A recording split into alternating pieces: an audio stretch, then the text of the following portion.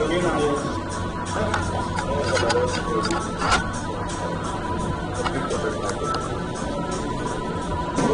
numbers being led on that one, strong numbers. So now the ROI has to be calculated at two points.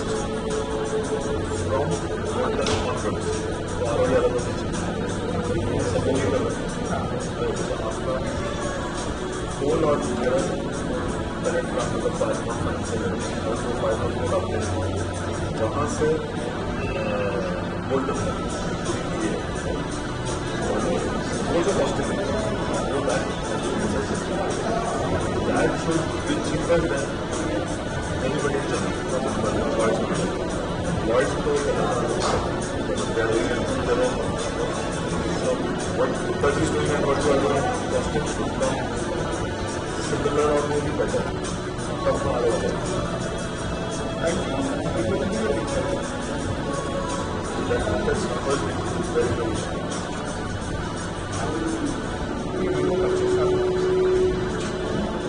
okay,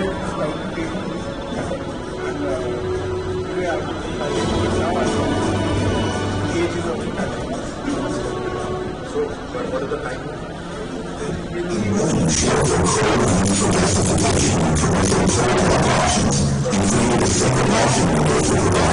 CL and SCCL wins under the non-regulated sector, NRS auction policy. The government of India has the introduction of coal gasification projects in India is encountering financial and technological challenges due to the high ash content in Indian coal.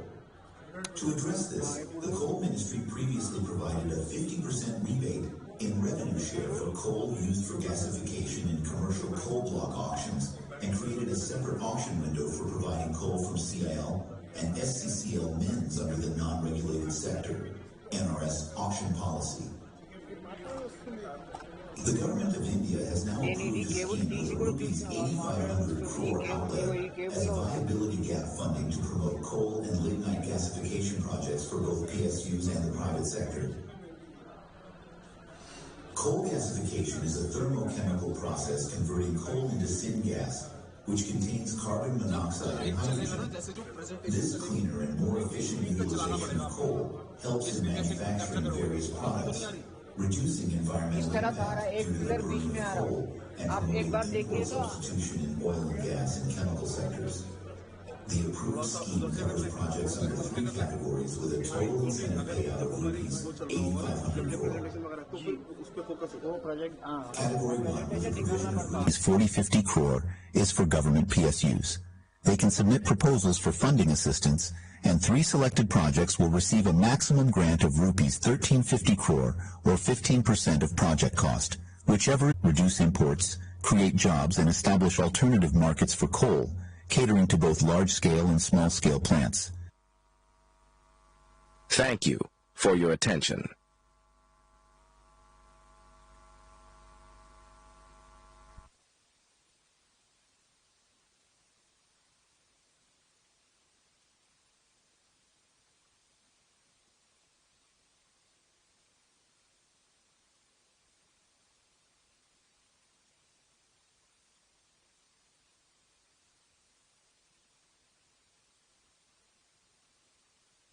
Is to please be seated, and we will start the program shortly. We are about to begin.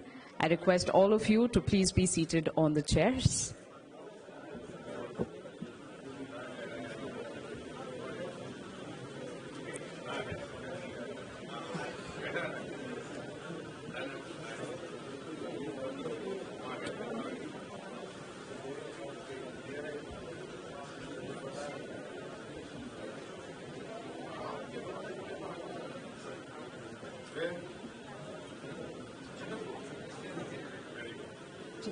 वो वाला ले लो।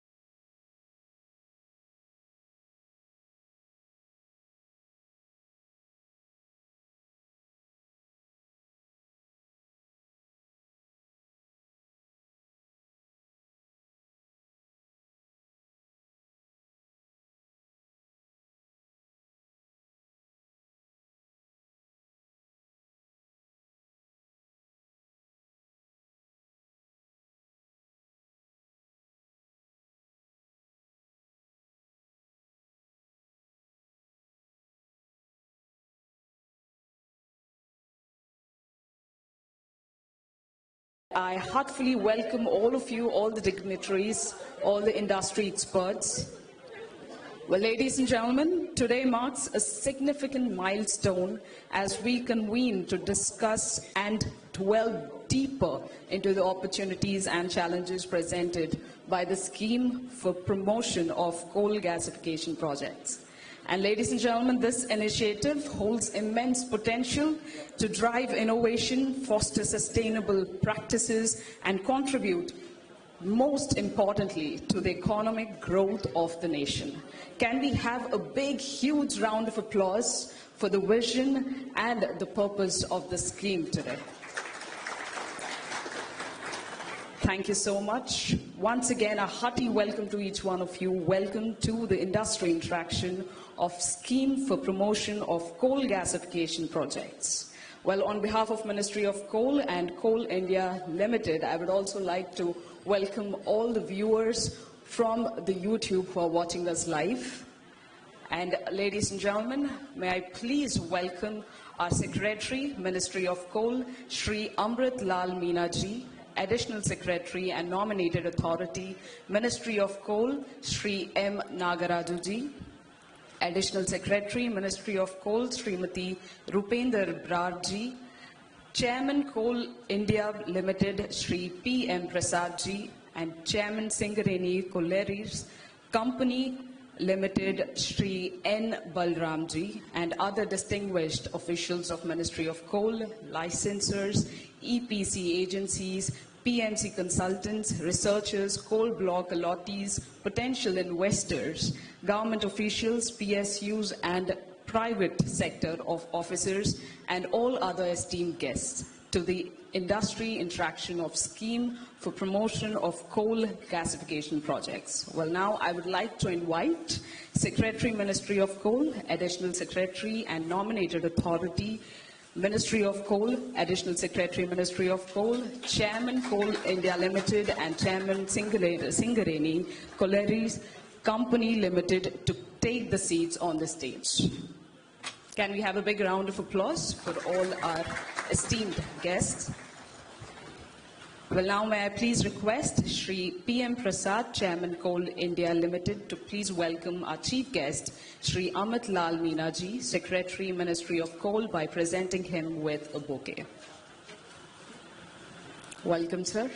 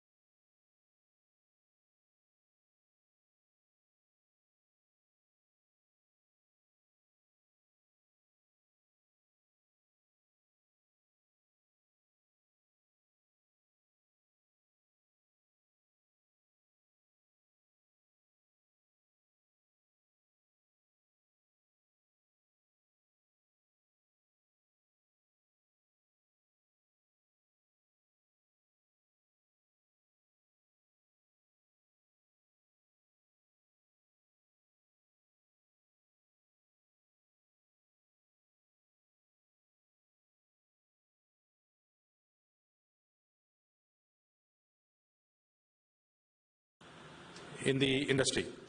Till now, nobody has claimed for that, actually. We issued that guidelines almost now 2 years ago, 2.5 years ago, but till now, nobody has claimed that.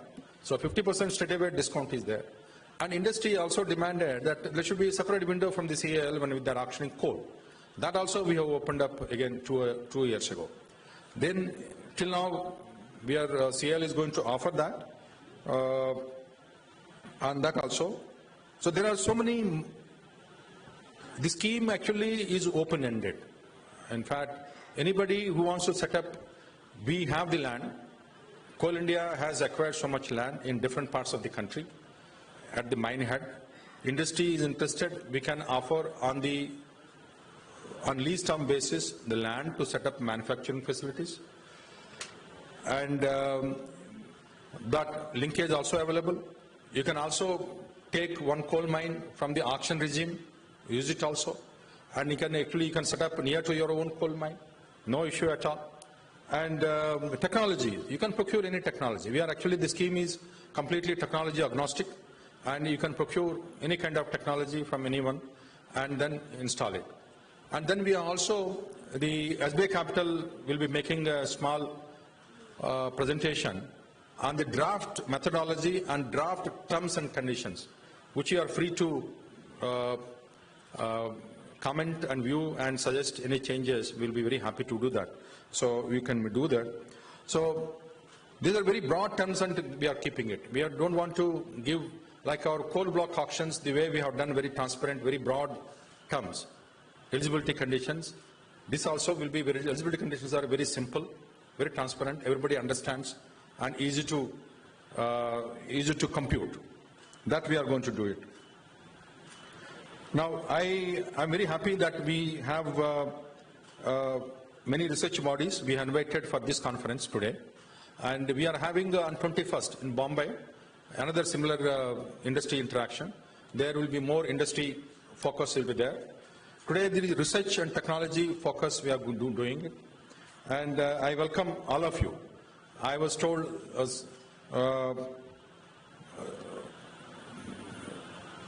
Dev Energy, I was told by that some of them have come from Dubai. I welcome all of them. They taking time and coming here, Hyderabad, to interact with us. I hope we will have a fruitful discussions today. Till afternoon, we are all here. And we look forward to industry's support to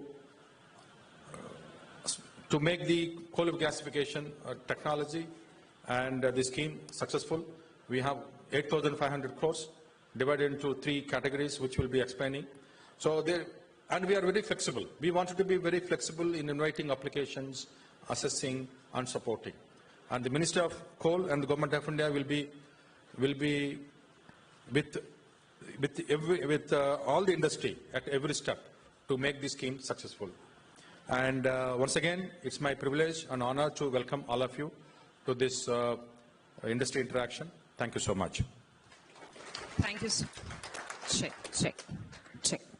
Thank you, sir. Thank you so much for those valuable insights. And now we will run a short video on the scheme for promotion of coal lignite gasification projects.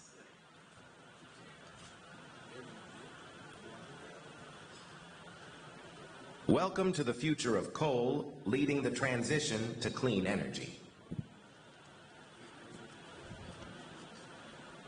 India has been blessed with large coal deposits, especially in the eastern part of the country, which require faster development for the overall growth of the country. Recent reforms in the coal sector, such as commercial coal block auctions and the engagement of MDO by Coal India for faster development of greenfield projects, have been instrumental. Additionally, the implementation of a single window system by the Ministry of Coal for faster clearances, the auction of abandoned or discontinued mines by Coal India Limited on a revenue-sharing basis, and better coordination between central and state governments have paved the path for self-dependency in the coal sector. The domestic supply of coal is expected to surpass the requirement for power generation in the next 2-3 years, ensuring coal availability for other sectors. Coal gasification, an environmentally friendly process compared to the combustion of coal, is seen as a better option for the future use of coal. Given the poor deposits of oil and gas in India, coal gasification presents an opportunity to reduce import dependency. Products derived from syngas, such as methanol, ethanol, ammonia, ammonium nitrate, and dimethyl ether, DME, can be produced. Additionally, coal gasification can be utilized for generating gray blue hydrogen for steel making and refineries. With a net zero commitment by 2070, the future of coal hinges on coal gasification due to its generation of less CO2 and the ease of capturing CO2 in the gasification process.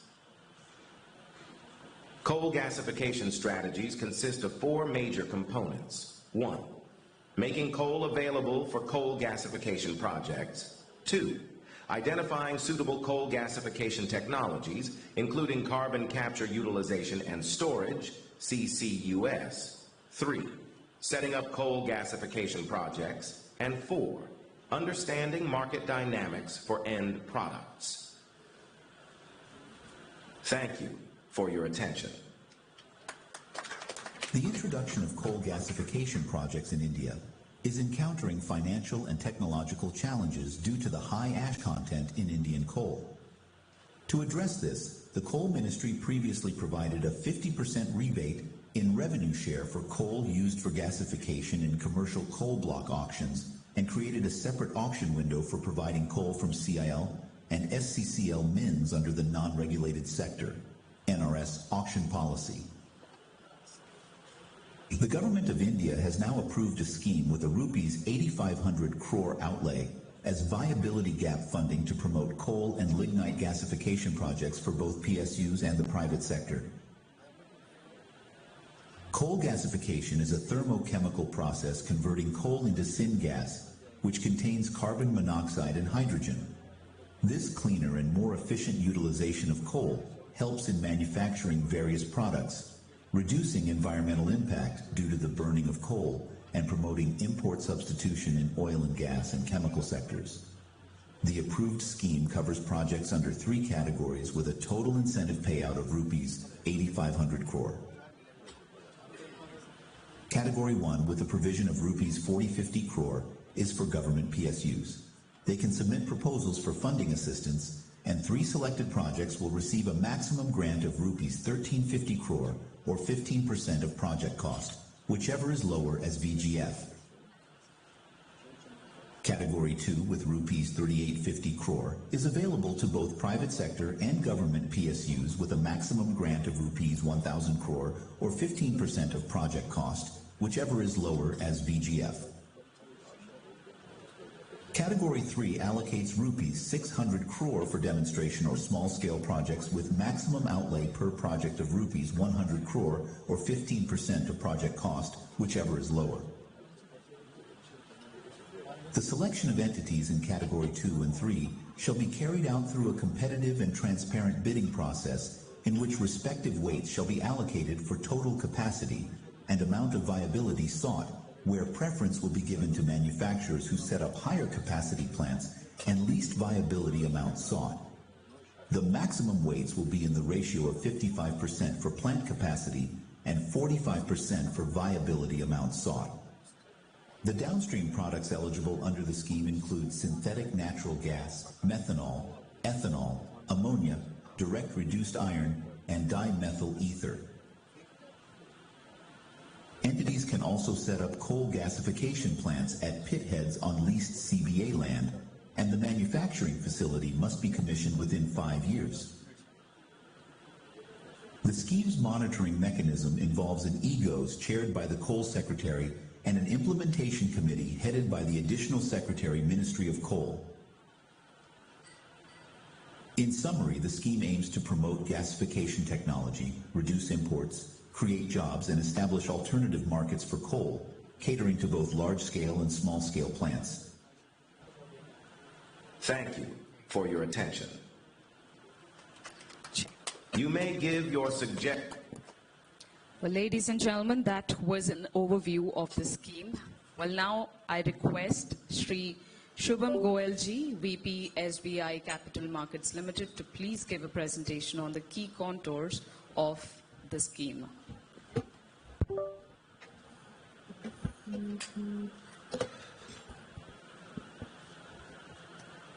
Can we have the presentation, please?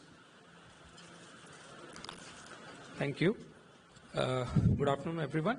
So as addressed by AS and NA in the opening remarks, that it's a broad presentation on the broad outline of the terms and conditions which we think as part of the RFP. These are broad and these are open for discussion. Whatever suggestions the industry has, we have a Q&A session after this industry presentation. We can discuss that and take the feedback.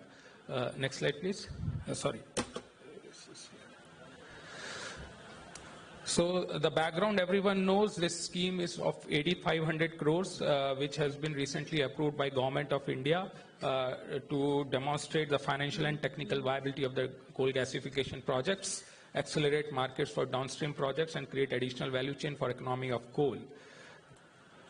Now, these are some of the initiatives as AS and NA have already discussed in the initial remarks, that whatever initiatives we have taken prior to this launch of a scheme includes incentive for rebate on coal gasification of 50% in the final offer, and a steering committee has been formed under Niti Aayog to look into the coal gasification. National Coal Gasification Mission has been set. And linkage subsector, a new subsector has been created under a non-regulatory scheme of Coal India Limited for linkage to coal gasification projects. And this scheme has now been announced recently in January. Now, these are the broad contours of the scheme. The total outlay is 8,500 crores to be distributed in three categories. The category one is for government PSU or the JV of the PSUs. Total outlay in this category is 4,050 crores. A number of projects which would be eligible for this category is 3.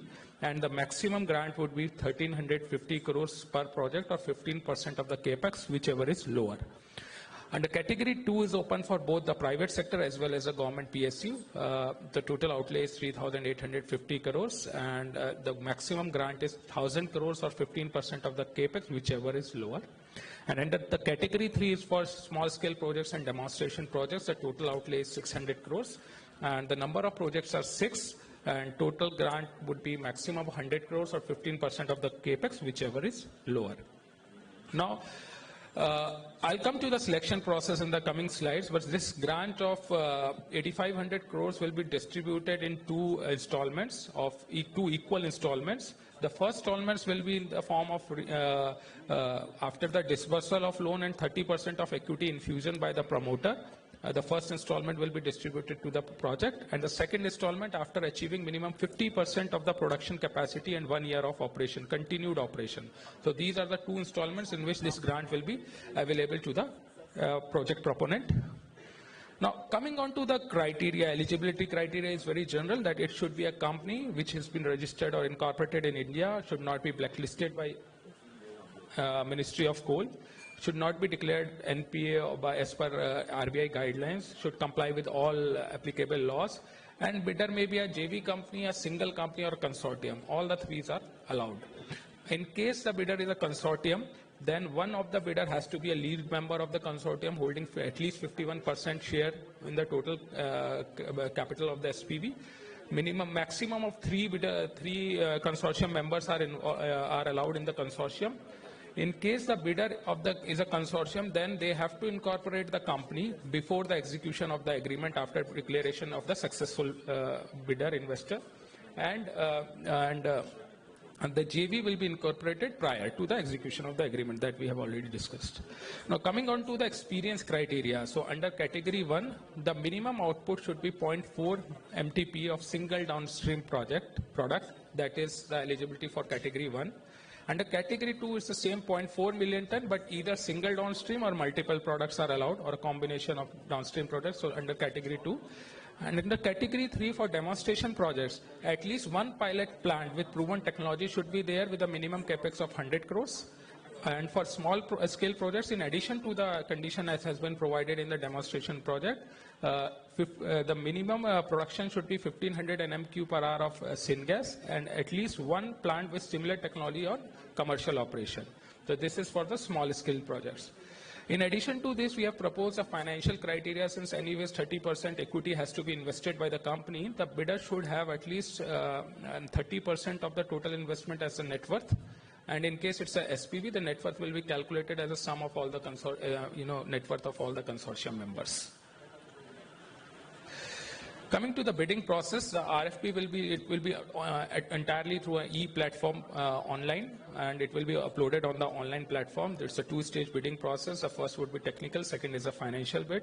A pre-bid conference will be held. Technical will the timeline says technical bid will be submitted within 90 days from the submission of the RFP under all the three categories.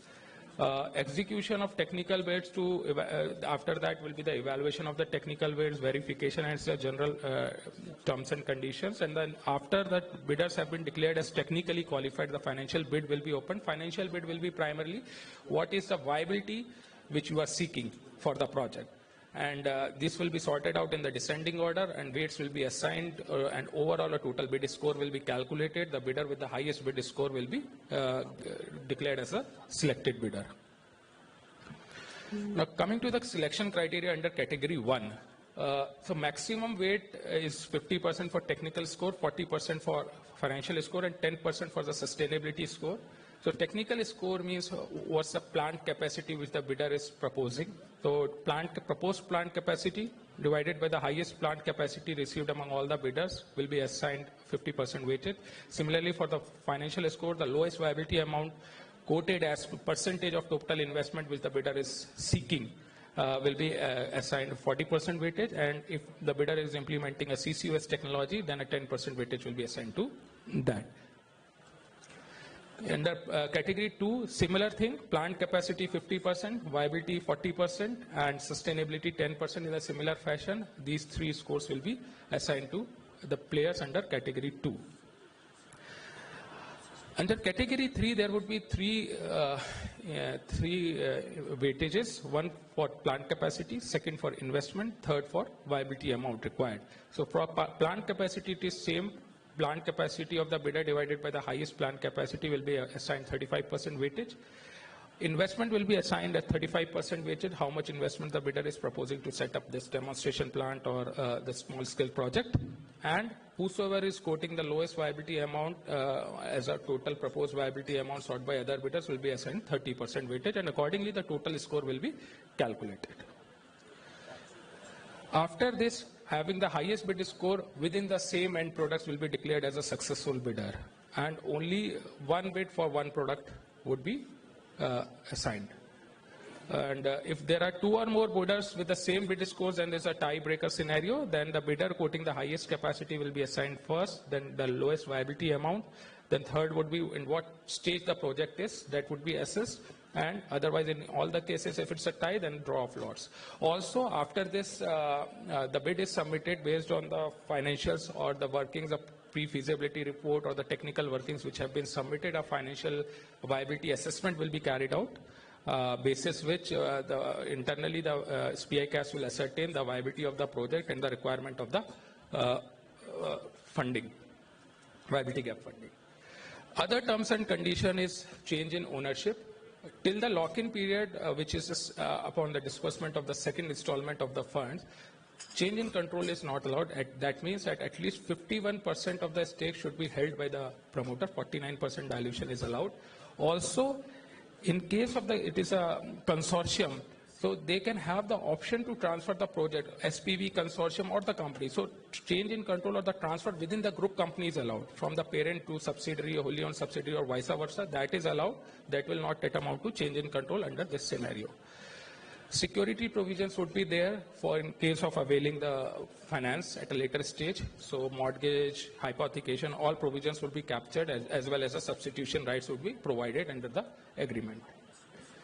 So end products, there is no restriction. Bidders may decide as per their own technical assessment. There would be a flexibility to utilize end products as per their requirement, whatever they want to sell it, consume it, So that is, there is no restriction on the usage of the end products.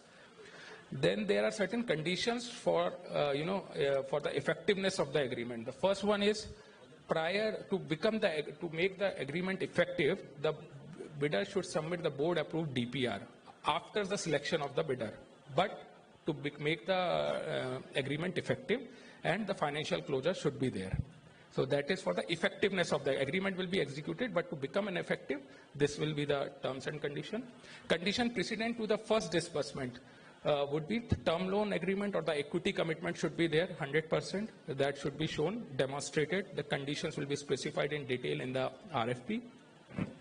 Documents demonstrating will be defined in the RFP for sufficiency of funds, whether it is 100% debt or for 100% equity or debt equity ratio.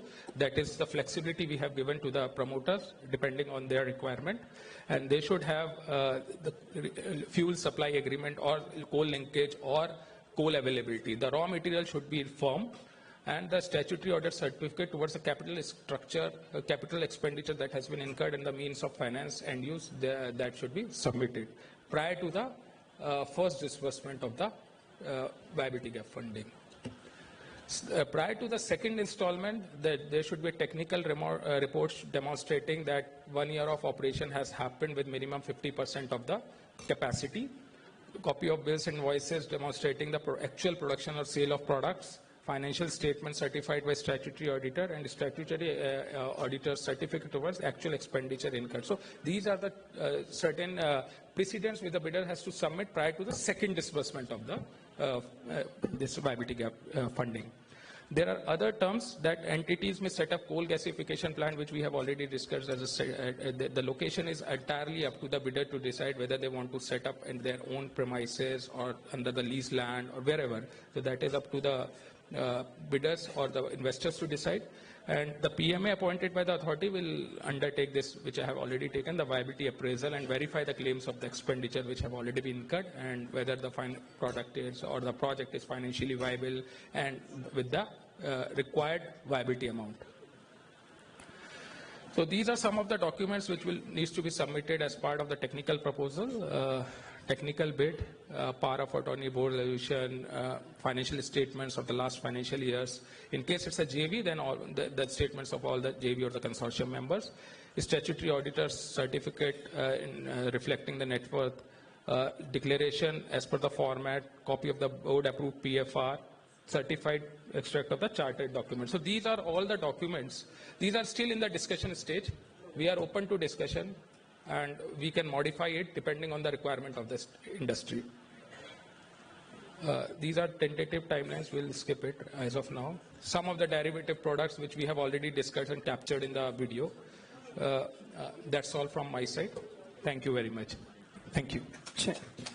Thank you, sir. Thank you so much for those insights on the key contours of the scheme. And ladies and gentlemen, please put your hands together while I invite Shri P.M. Prasad, Chairman, Coal India Limited, to please share the initiatives taken by CIL on coal gasification. Most respected Secretary Coal, Sri Amrutlal Meena sir, respected Additional Secretary Nagaraju sir, respected Additional Secretary Upendra Var Madam, Singareni CMD, and officials from Ministry, Coal India, and Singareni, and all others, investors, and who are seeking interest in this industry interaction of coal gasification. I welcome you once again. And regarding Coal India initiatives, as we all know, the target set by the Ministry of Coal is 100 million ton up to 2030. And last 3 years, nothing could come up really, even first plant of that level. One plant in Lakhanpur with BHEL is, we have signed the agreement, and both the boards have passed. In Lakhanpur, it is coal to ammonia nitrate, and BHEL standalone on its own technology. It is coming up. So, but that is for the first of its kind. The key challenges involved in coal gasification, as you have seen from the two presentations, one is Definitely, there are less technology providers in this sector, highly capital intensive, and challenges for high ash coal, we have to convert into coal gasification. In that BHEL technology which is coming at Lakhanpur, the coal ash is almost 40-42%.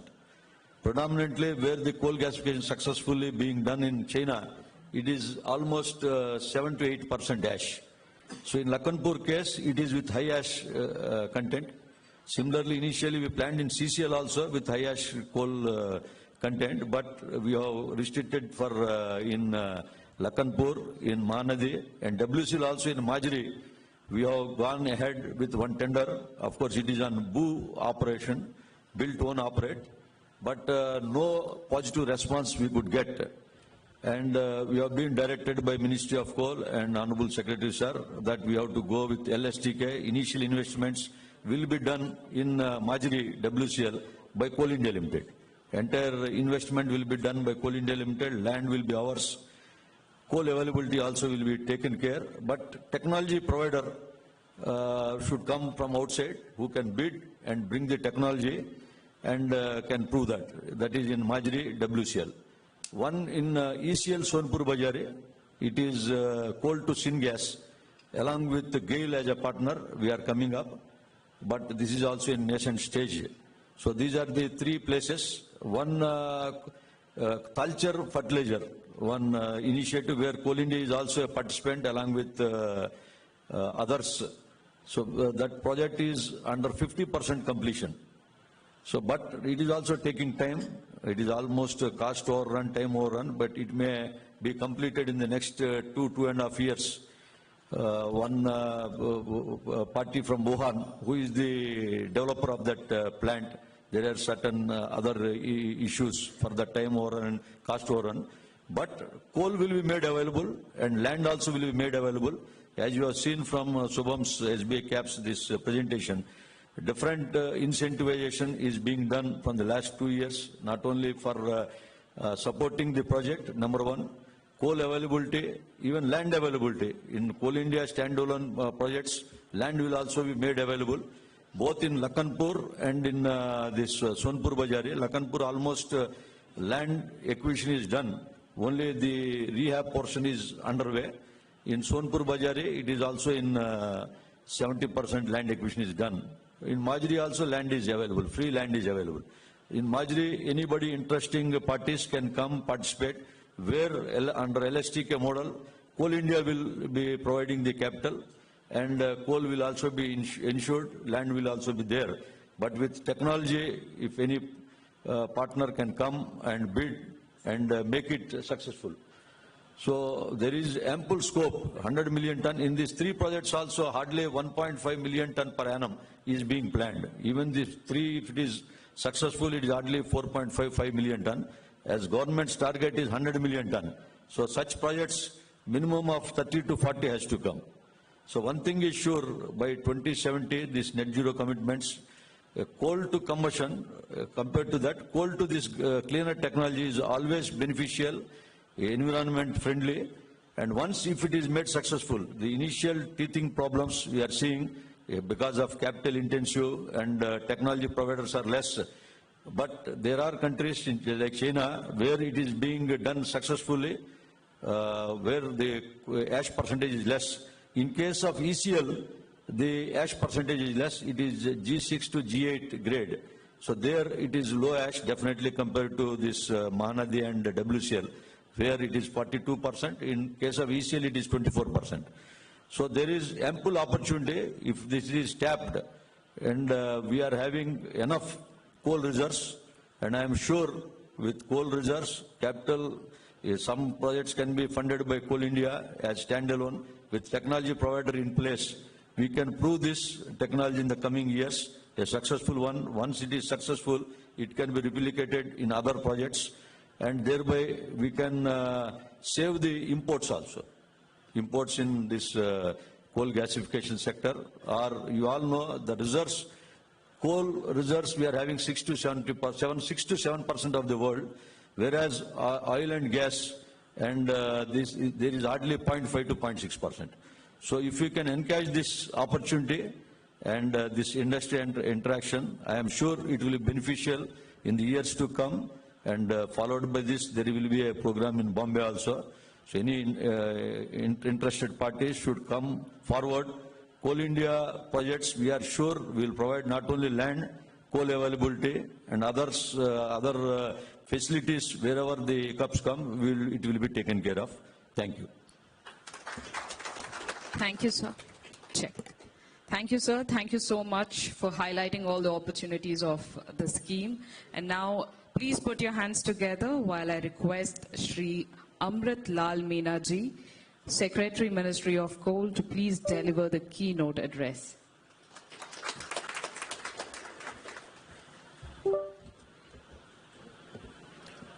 My colleagues at the stage, Sri Nagaraju ji, Madam Rupinder ji, Sri PM Prasad ji, Sri Balram CMD, Singareni Company,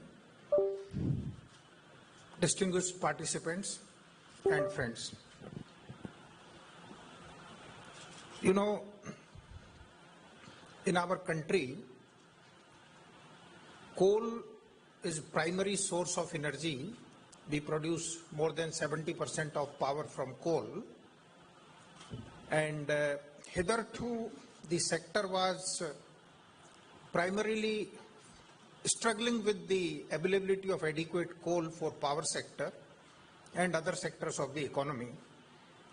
But now, with the change in the policies of the government, last about 10 years, major radical steps have been taken whereby coal mines have been offered in big way to private sector without any end-use restriction. In fact, in 2020, the coal mining sector has been opened for the commercial mining, meaning thereby you produce coal and use it wherever you want to use it, including for export. So with this change in policy, now there are more number of coal producers apart from the government PSUs. Massive investment from private sector is also coming up. So the availability of coal is improving, and resultantly the share of import has gone down. In 2019, out of total consumption, about 26% was the share of the imported coal, but last year it came down to 21%. And this year it is estimated to come down to 19%. Of course, about 10-12% of coal we will continue to import because it's a coking coal and the high-grade thermal coal. So with enhanced production, now we have adequate availability of coal in country. As per estimates, the coal requirement in country will grow, and it is expected to peak somewhere in 2035 to 2040. So accordingly, there is immense scope still into the coal mining sector investments. So I want the investors who are present here to explore participation into this new initiative of coal gasification, because in our country there are many chemicals which we are importing, and these chemicals can be manufactured through this coal gasification process. As per our estimate, different chemicals, about 1.3 lakh crore last year we imported, including the natural gas. These can be manufactured using the syngas produced out of this process of coal gasification. There are one commercially operating plant in the country, another one, Talcher fertilizer, as mentioned by Chairman Coal India, is coming up. Then there are small pilot scale projects, and of course in China there are many commercial projects. So now, since availability of coal is improving, we want coal gasification to take up. Resultantly, government has formulated this policy. Union Cabinet has approved this scheme for promotion of coal and lignite gasification about a month back. So with a view to apprise the prospective investors about this opportunity, We have organized this conference here. It will followed by a conference in Mumbai and then various other important financial centers of the country. For any industry, as you know, the requirement is land, finance, raw material, some buyback arrangement or the marketing. So in our scheme of things, as have been mentioned by Nagaraju and Chairman Saab, this policy provides for the viability gap funding. Based on a tentative estimation, whatever is the viability gap that is being provided under this policy to the private sector investors, as have been covered by Subham, the extent is about 1,000 crore rupees or 15% of the project cost. As regards land is concerned, Coal India, Singareni and Neyveli, they have adequate patches of land which are either decoaled or not useful for coal mining purposes. Government has formulated a policy to make these lands available on long-term lease basis. So you need not have capex on land acquisition, but the existing land patches can be taken from the coal companies. Then availability of coal. As Nagaraju has mentioned, if you own a coal mine, then whatever quantity of coal is used for gasification, 50% of the revenue is exempted. Suppose you have taken the coal mine at, let's say, 20% revenue share quote, and if you use a quantity for gasification, then you are liable only to pay 10% to the government. Remaining 10% is an incentive to you. If you don't own a coal mine, then Chairman Saab has assured, and Singareni also has the policy, we will ensure long-term linkage of coal to you for your entire gasification requirement, 10 year, 15 year, 20 year.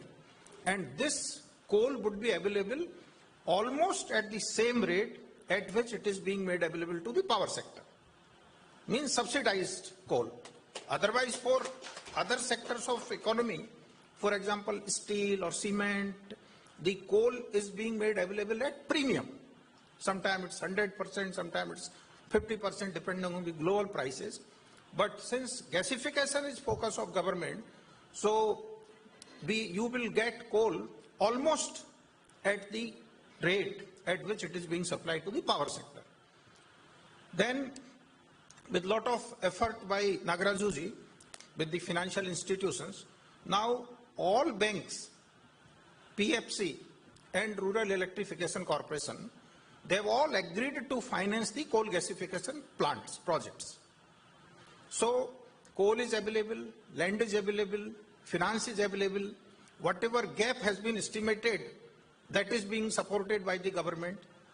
You have to just bring in technology, you have to just see the viability, you have to see the market for the product. Many of the products, of course, government is consumer.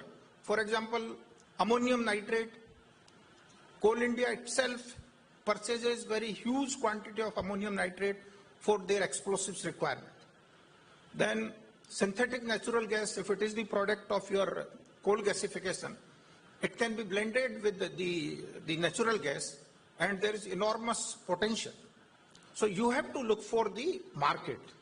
You have to look for a technology partner from various countries and then see as to how you can set up an economically viable coal gasification plant.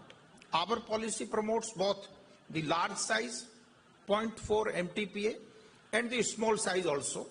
Both type of plants are eligible for the support for all components, land, coal, funding, viability gap support.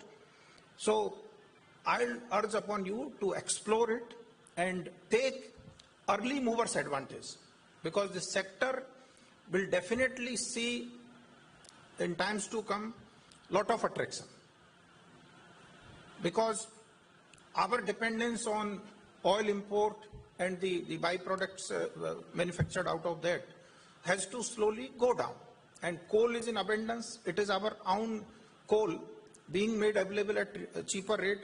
Therefore, the sector will definitely see the interest. If you want to explore venturing into commercial coal mining also, taking advantage of this gathering, our policy is that there are many coal blocks available. Some of you may be having the knowledge, some of you may not be having the knowledge. But now, like any other mining of iron ore or mining of any other mineral, coal is available, coal mines are now available for trading purposes. You take a coal mine on auction, it's completely transparent, open access, and acquire land, develop the coal mine, produce coal, use for own purpose, or sell it. People who have taken commercial mines on auction in last 3 years, many of them are earning huge revenue and huge benefits. So you may also explore. Part of the produce can be used for gasification. Part of the produce can be sold to the other consumers in the open market. So our mines are always available. Say now the 9th round of auction is on. After about 2-3 months, we'll come out with the 10th round of auction. So 40-50 mines in the coal producing regions are always available for the viewing, for the participation purpose. So taking advantage of this gathering, I would like to you to explore participation in commercial coal mining also. Another important area which I would like to touch upon is the diversification of the coal sector, coal PSUs. As have been mentioned, Coal India and Singareni have enormous land mass which was acquired over last 50-60 years for coal mining purposes. Now, in many of the coal mines, the resources have been exhausted. So there are sufficient land availability which can be repurposed for other uses. Both companies have now formulated their policy where which land is being made available for setting up of the solar power plants, for setting up of the pump storage plants, for taking up afforestation, and now we are also in discussion for developing some of the patches for setting up industrial parks and food parks and so on. So there is enormous opportunity to participate into the diversification. Coal India is coming out with many tenders where they are offering land and also capital. The private sector has to set up the solar power plant, operate it, and share the revenue. Similarly, in the pump storage projects also, Coal India has identified about 20 sites where reserve have been exhausted. There is huge underground reservoir with a water height of maybe 50-meter height, and then there is a natural head available. So if a top reservoir is constructed and a hydro plant is installed along with associated solar plant, then the solar hydro combination can become a perfect renewable energy storage source. So we are planning, exercises underway, but very soon we are planning to offer such resources on revenue sharing model to the private sector.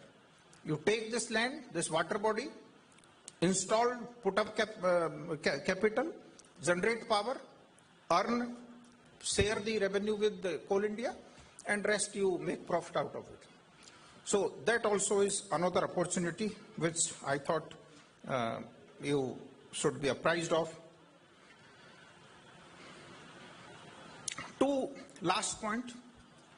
See, in our country, coal is produced in the eastern Indian states because the deposits are in the eastern side.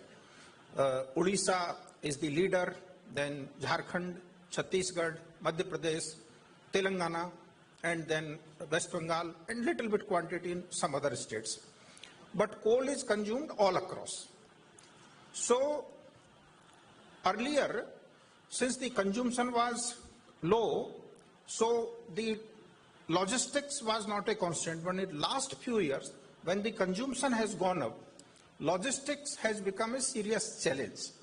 So in last 10 years, government has formulated a comprehensive plan for efficient transportation of coal. In fact, about 6 months back, Ministry of Coal has got approved comprehensive coal logistics policy. That policy takes into account requirement of railway infrastructure for the peak requirement of our country, which is likely to be 2035, 2040. So whatever is our peak requirement, about 1.8 billion ton, whatever requirement of railway infrastructure is needed, that has been planned. 37 new railway lines have been identified, either for new construction or for tripling or four laning. Many projects have been identified for rail over rail. So government under this PM Gati Shakti framework has formulated comprehensive coal logistics plan which will take care of the logistics requirement of coal so as to ensure its availability to all consumption waste in the country at lower cost. The logistic cost has to be reduced. Another last point which I wanted to share with you as to how this coal sector is growing. Those of you who are into the share market must be knowing that in last about a year or so, CIL and Niveli, share market cap of both of them have gone up by about 100%. And as activities are getting further diversified, there seems to be quite bright future. And if you take advantage of participation into coal, commercial mining and gasification, there seems to be a possibility of a lot of business sense. So I urge upon you to explore it. We in Ministry of Coal are committed to provide all facilitation 24/7 to investors. And those who have been associated with us through commercial coal mining, they can bet it that how Ministry of Coal, in support with the state government, is hand-holding the people and how they are getting very, very proactive, positive and forward-looking support. Resultantly, many of them who were due to commence the operation in 5 years have produced it in 3 years. So that is the culture in our ministry. I appeal all of you to explore coal gasification and the coal mining. Thank you very much. Thank you so much, sir. Thank you for that detailed outlook on the future of coal gasification. And now, ladies and gentlemen, as we move ahead to the industry interaction, we have lined up few incredible presentations from our industry experts. And may I now please request Shri Varun Jindalji, Managing Director, Dev Energy, to give presentation on CFB gasification for small-scale projects, including DRI. So, good morning, everybody. I'd like to start with folded hand gratitude and thank to the representation of Government of India on this stage. Why I do it? Just a small incident. When I was finishing my engineering, the whole class goes to US, right? And some of us stayed. And so the basic hostel talk was that only a country where government and business talk to each other, there is progress.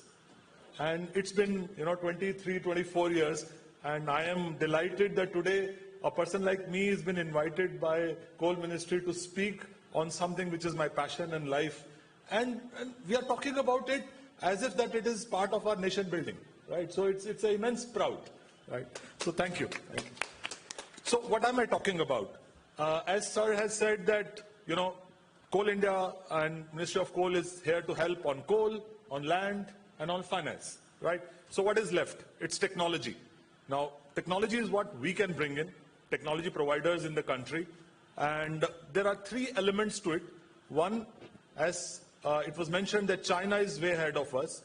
So I believe that, rather than inventing the wheel, we can learn from them and we can adopt the technologies.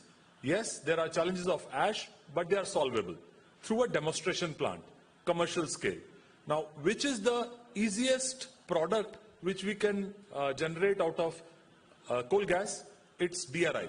Why I say that is because, you don't need to find buyer for steel. It's a readily sellable product. You don't need to think about the DRI island. Why? Because it's running, JSPL is running, and also JSW pen plant is running on HYL. So you have both the technology provider plants running in India from almost a decade. So that is a proven technology. And they know, both these technology providers know specifically what kind of syngas you need. So the only thing to provide is that from our coal, can we give that gas? That's it. So the viability gap funding is in, and the technology unknown is to be covered only in that gasification island. Rest, whoever the investor is can take care of it, right? So our role is only about that. So for me, it is the lowest hanging fruit. That's why I wish to just browse through what we have done about coal gasification for specifically gas-based DRI. This is what we are. We are in business from last 20 years.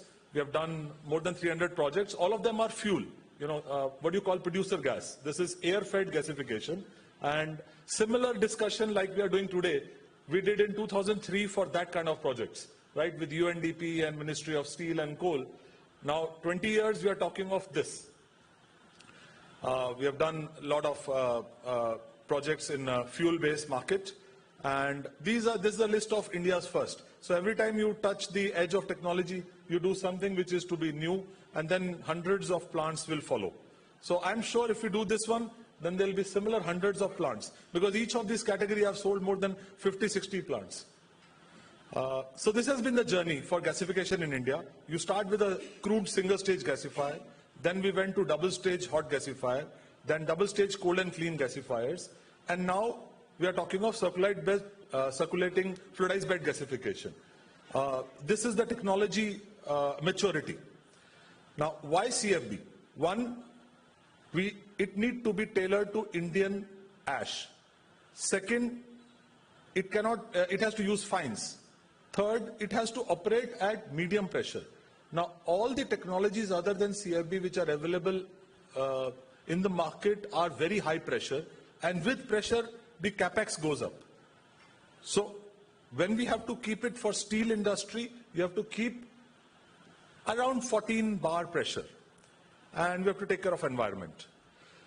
So for Indian coal, why is fluidized bed suitable? Because as it was mentioned, entrained bed, there is a restriction of ash in the coal, and fixed bed, the feed is a problem. You need to size it, and the fines will be residue. So this is what was faced by JSPL, and that's why those plants could not be replicated. And second is the capex.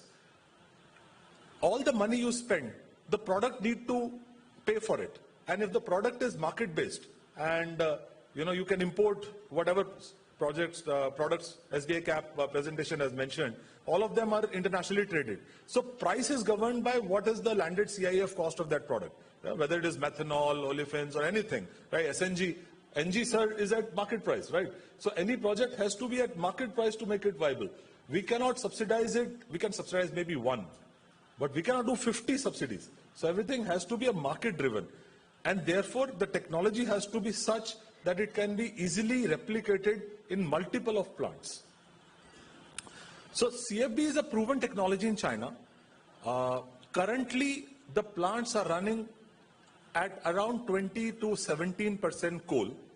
But one plant, Yima plant, pre-COVID, operated at 37% coal. It was designed at that, and it operated at that. But current coal economics in China, the cost availability of coal is better for low ash, so they're running on that. And these plants are 24/7, 365, easily startable, easily turned down. All the technical parameters which you require for these plants are very, very stable. And they are operating at medium pressure, which is, we call it from 10 bar to 15 bar. Why am I mentioning pressure is because when you want to indigenize any project, you will need to make most of the vessels and most of the core equipment in India.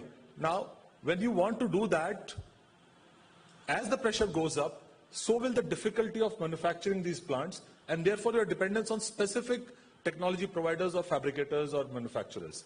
Whereas when you go down, it's market price and market open. There are hundreds of people who can build those once you have proven drawings and technology. Both the technologies, Midrex and HYL, which are proven worldwide. There is another one which is Iranians, And why I'm mentioning Iranian is they have developed their own PRED, they call it Persian reduction, without support of any one of them.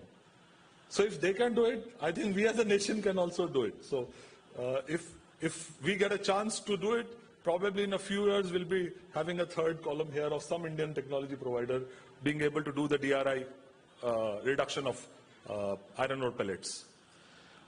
So this is a general layout of what the plant will look like. Basically, you produce raw coal gas, and then for DRI production, you need a particular ratio of H2 to CO. Therefore, you add a CO shift, and then you remove CO2 and H2S to clean the gas. Now, what in the last 6 months, and sir, thanks to the push from last promotion meetings, both the technology providers gave us realistic numbers of CO2 and H2S, which in JSPL plant case were abnormally high.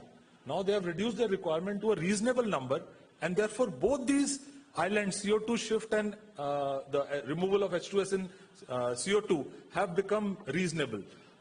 Just to give you an explanation, that multi-stage CO shift has become a single stage, and the temperatures have become reasonable. There is no cryogenic temperatures. And for H2S removal, they have come to a decent 3-4 ppm sort of level, which can be done through a normal single tower. Same for CO2 removal. So they are saying that if the CO2 is 3.5%, still they will take it. The DRI clean will be slightly derated. But then if you balance out the capex, this becomes a really doable project. And we are at a very advanced stage with the first investor who are willing to participate, and I've invited them here today, so that if there is money on the table, there is land on the table, there is coal on the table, and technology on the table, then this can be fastest implemented, probably in 36 months, or will be up with the production, right? Because the bigger plants will take a lot of time to come up, right? And once you have a CFB plant generating a gas which can be tested clearly, demonstrated that this is done, then all other products and all other things can be done very easily, right? So we are talking of around 0.6 to 0.8 million ton steel plant based on this, right? These are some of the photos of running plants, and thanks to the lot of trust Piyush ji has showed, we went to China, and 2 days he traveled to unaccessible places to see these plants, so that firsthand somebody from this side of the table has seen those plants. You know, talking about China is very different. Showing a government of India official these plants was absolutely a challenge. Right? So these are the plants which the technology provider has done. So they are all working. We can discuss with them of the details. Right. So one last factor of advantages, both the technology provider for the DRI and for gasification have agreed to 60% indigenization.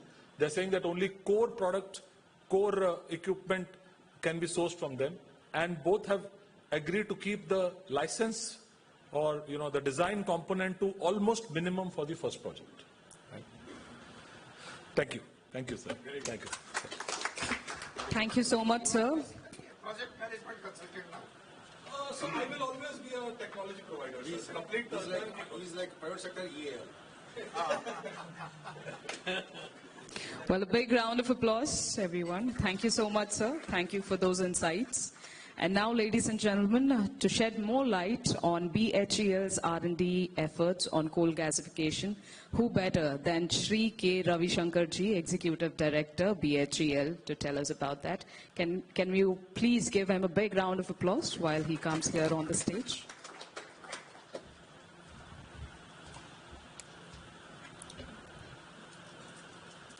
Respected sir from guys, and respected investors and my seniors. It's a proud privilege for BHEL and me to be here on the dais and present the development story. As very honorable Secretary Sahab has mentioned, the association of BHEL on the Lakhanpur project, we are extremely grateful to be associated with that and showcase the technology what BHEL has developed in the time to be a proven technology on a commercial basis. We are extremely grateful, sir and ma'am.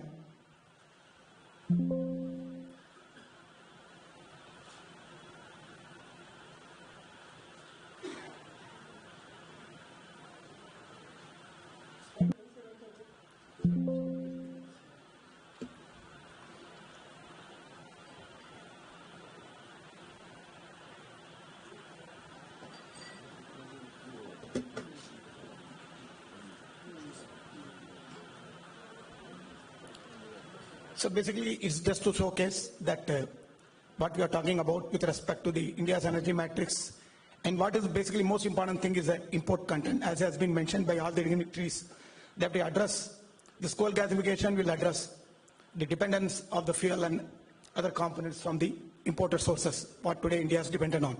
Coal gasification is a very important factor. This slide is just to showcase that. And of course, the most ambitious scheme of government which has been described earlier also, the 3 phases, 100 million tons of coal gasification by 2030. And the scheme what has been described, Government of India scheme to support this, whatever efforts being taken by the industry, let it be public sector or private domain. So this is basically the product what has been already showcased. The product from high-ash Indian coal, then of course the syngas, then the derivatives. We are talking about the final product which is commercially usable, and this coal gasification can help in achieving those products which so far being imported. So these are the basic challenges what I would like to say. The non-cooking coal sector and environmental relative slurry and quench technology. Now these are again the technology differences which has been explained by earlier speakers. So based on the high-ash Indian coal, the fluid bed technology has been developed by BHEL. Today we are proud to say that for high-ash Indian coal, as a proof of concept, BHEL has hot bed technology, and based on the technology, our Coal India Limited and BHEL has gone for the Lakhanpur project, where has been very aptly mentioned by Honorable Secretary Saab, is challenge to gasify the Indian coal. BHEL technology will aptly support that. We have got a proof of concept plant in our Molali site in Hyderabad, and the design has been updated, verified, so that gasified technology for high-ash Indian coal based on the BHEL's indigenous development can be a very crucial factor. So this is the plant what has got in our Hyderabad, sir. It has been funded as yesterday also it was explained by our Honorable DST colleagues that this project has been commissioned 2021 for methanol, and very senior dignitaries have seen it and shown keen interest to expand, help BHEL in expanding the technology on the commercial level, sir. These are the furious photographs for this our gasified plant. And this is the basic pressurized fluid gasification technology. The advantages has been enumerated here. And based on this technology, sir, this we are addressing the higher capacity plants. The coal throughput can be up to 2,600 TPD, and single train syngas generation equivalent 750 tons per day methanol plant we have designed. The gasifier is ready. And of course for the ammonium nitrate plant, 2000 TPD ammonium nitrate plant, we are honestly working with Coal India to make it a dream come true, sir. Of course, our BHEL's gasification technology is suitable for these various products. At this very important event, on behalf of BHEL, I request all the industry partners and government agencies to give an opportunity to BHEL to be associated with respect to the gasified technology what BHEL today possesses, and BHEL can support very earnestly addressing the high-ash Indian coal gasification through partnership. This is our earnest request from a public sector like BHEL to all the investors and other agents, industry. So this is basically this diagram, whatever it has been shown. So one is coal to ammonium nitrate process. Another is typical coal to gas hydrogen process also. We have got the technology. This is enumerated here. We can also be partnered to this coal to hydrogen process to the industry. And as it was mentioned by earlier speaker, that manufacturing is challenging. At this stage, I would like to put up to this forum that BHEL, with its 16 manufacturing units, can address a total manufacturing product range of not only the island one, there's a gasifier island, but other products also, which is coming. We have got manufacturing capability, and I would earnestly request all the industries who will be endeavoring to enter into industry to be part of this thing. We can consider BHEL as a manufacturing partner, because we have got the manufacturing capability to address the products which will be covered under the gasification domain. You can see these are the certain photographs which are depicting the manufacturing plants and our capability to fabricate the critical vessels and all the other products.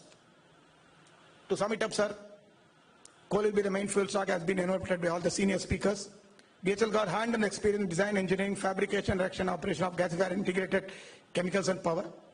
BHL ready with gasified technology to set up coal to chemical plants. Thank you, sirs and madam. Thank you all for giving us this opportunity. Thank you so much. Thank you so much, sir. A big round of applause. Thank you so much. And now, ladies and gentlemen, may I now request Sri Yashwardhan Vermaji, Professor, IIT Bombay, to give us a presentation on the blue hydrogen coal gasification linked with carbon sequestration. Good afternoon, everyone. I'm Dr. Yashwardhan Verma. I work as a research scientist in the National Center of Excellence for Carbon Capture and Utilization with Professor Vikram Vishal. I'm very honored with the opportunity to talk about CCUS linked with coal gasification to Ministry of Coal and Coal India Limited. So let me talk about why do we need carbon capture and storage with underground coal gasification. So coal combustion in India has produced almost more than 1.85 billion tons of carbon dioxide emissions in 2022. Now India's national coal gasification mission of 100 million tons will again introduce carbon, which is already sequestered in the ground, to the atmosphere, which is going to increase our emissions. And the emissions of coal gasification are comparable to coal for power generation. So, but the main benefit of underground coal gasification is that it creates a massive space for CO2 storage underground. So it creates opportunities for carbon capture and storage while we are creating more energy and we are getting more fuel out of the ground. So if we are able to integrate CCS into the underground coal gas operation, this will put India in a more competitive place in a carbon conscious world. Now, CO2 sequestration with underground coal gasification basically entails injecting and storing the CO2 that is produced as a byproduct of the shift reaction in which the carbon monoxide is extracted from the syngas and is reacted with steam to produce hydrogen and carbon dioxide. Now, initially when the CO2 is extracted, it's much more than the coal volume that is there. But because of the underground coal gasification, the increased space for CO2 storage is caused because of the increased permeability of the rock, as well as the remaining coal between the UCG cavities and between gasification channels. And there has been research that says that there's almost more than 40% increase in the sorption capacity of coal after the gasification is done.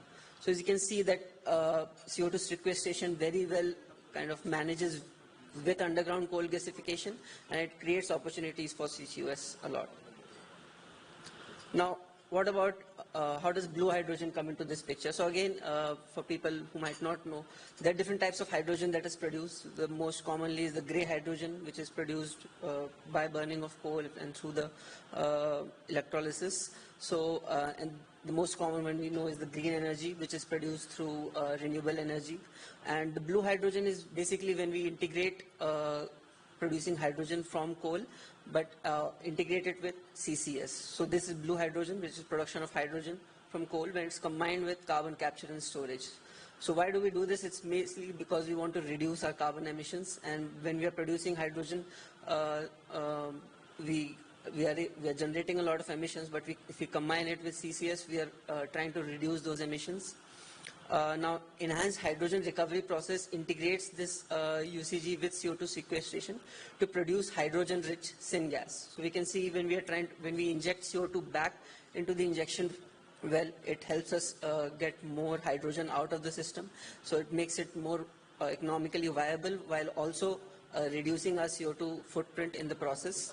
So the life cycle greenhouse gas emissions are calculated to be almost less than 1 kilogram of CO2 per kg hydrogen production when we combine UCG with CCS, and it's also much more economic to produce blue hydrogen compared to green hydrogen, which would cost almost 1,600 rupees per kg, while blue hydrogen almost reduces to 180 rupees per kg, while basically being economical as well as reducing our emissions.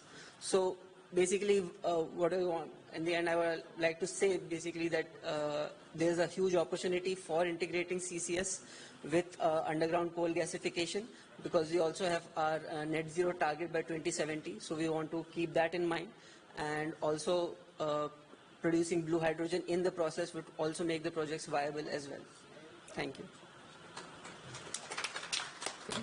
Thank you so much, sir. A big round of applause. Thank you. Well, now, may I please request Dr. Sujin Shahji, Head PPP and IP, CSIR and CIMFR, to please give a presentation on high ash coal gasification and also on the CSIR and CIMFR's achievement. Very good afternoon. Respected Secretary Sir, Ministry of Coal, Additional Secretary Sir and Madam, Ministry of Coal, respected Chairman Sir, Coal India and CMD Sir, SCCL. On behalf of CSR SIMFAR, it's my privilege to be here, and I would like to thank the organizer for inviting us and giving us the opportunity to present here on coal gasification. Basically, I would like to present here what CSR SIMFAR did in last 1.5 decades in the area of coal gasification, as well as I would like to highlight our future program aligning with National Coal Gasification Mission.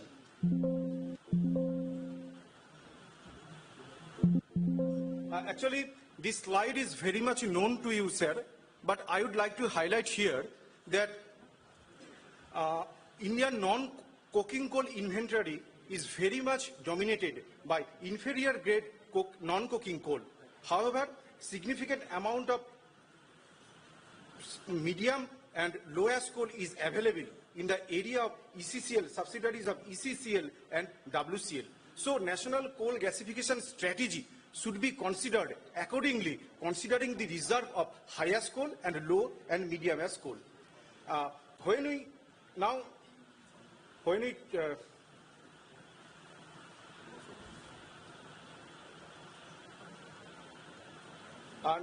when we come to the role of CSR SIMFAR in coal gasification, actually from the very beginning, CSR SIMFAR is engaged in various national level committee under the aegis of NITI Aayog and Ministry of Coal.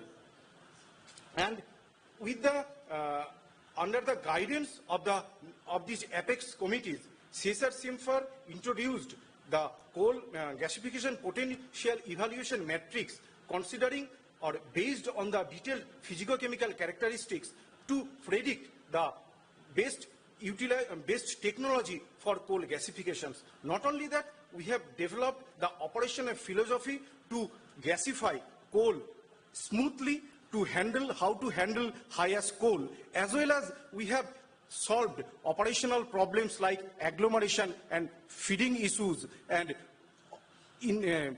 with this, based on this characterizations matrix, actually with the help of CMPDI Ranchi, we conducted this exercise in the area of MCL, ECL and CCL, and right now, as per the guidelines or target of National Coal Gasification Mission, we are, this exercise should be continued for the area of WCL, ACCL and ACCL. And now we are also conducting a project for lignite gasification from GMDC, Gujarat Mineral Development Corporation. Sorry.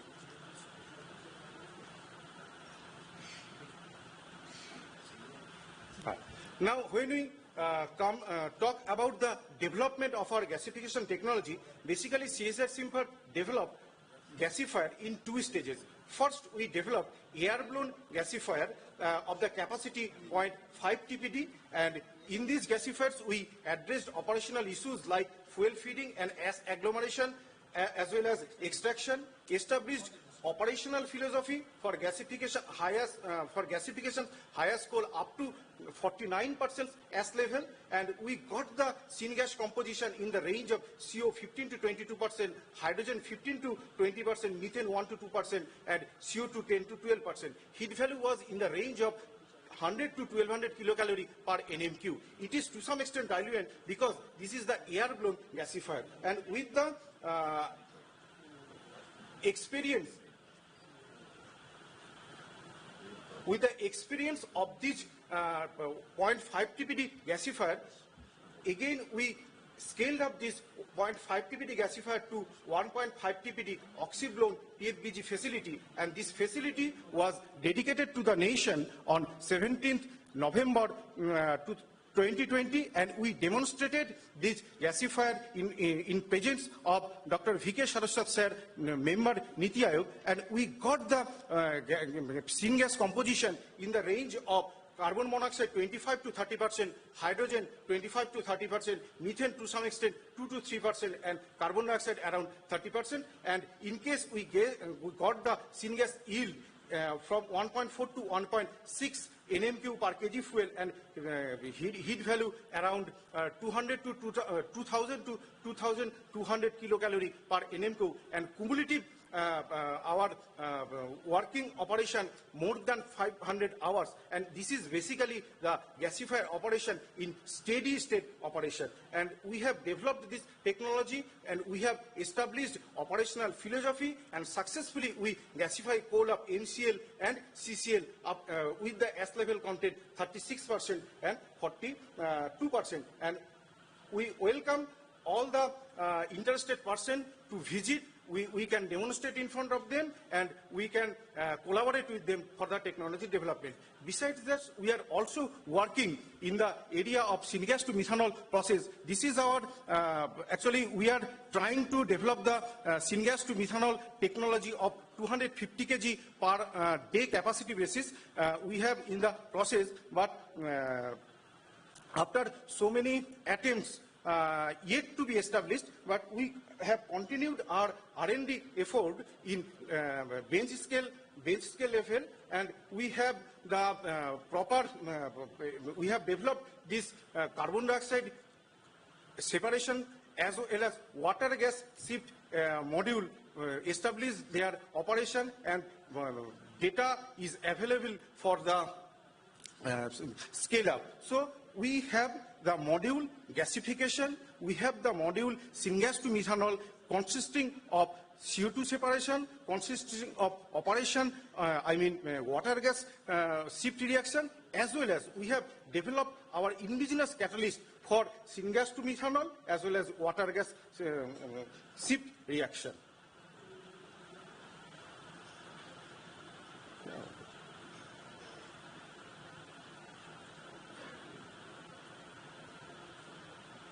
So this is a demo scale PFBG development at a strategic location. Actually, right now, CSR Simphar, Thermax, and Vale all developed their technology, and all have successfully demonstrated highest coal gasification. So it is the right time to join hands, come together, research organizations, industries, and the engineering houses to develop the demo scale plant. It may be of 100 TPD, 300 TPD, or 500 TPD, but for the fluidized bed gasifier, which is very much suitable for the highest coal, that demo scale setup is very much essential.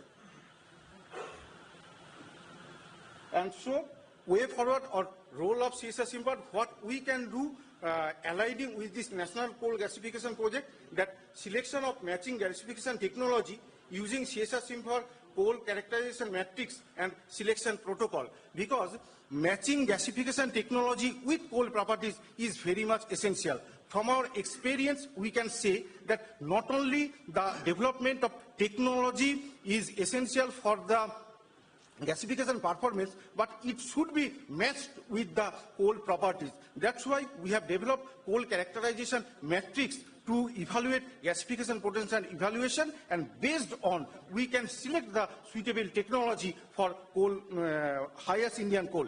Then adoption or indigenization of commercially proven technology. We know that there are commercially proven technology for intent flow gasification as well as MBG, but they have certain limitations in terms of ash handling, in terms of fine utilization. So we have the know-how for pre-processing, like washing as well as blending of the coal with high ash, and to make it fit for this commercially proven technologies.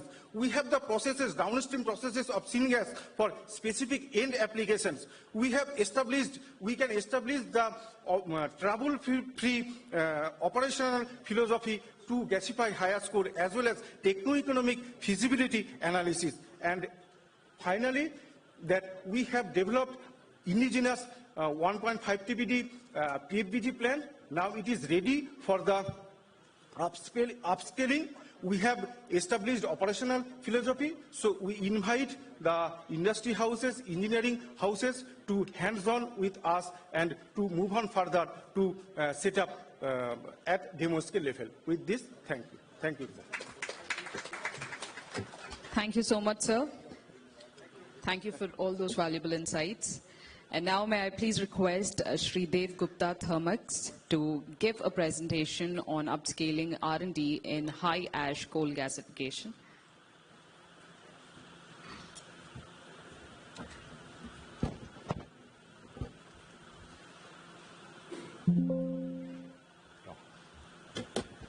Good afternoon. I am Dev Gupta from Thermax. Respected dignitaries on dais, my R&D colleagues and industrial friends.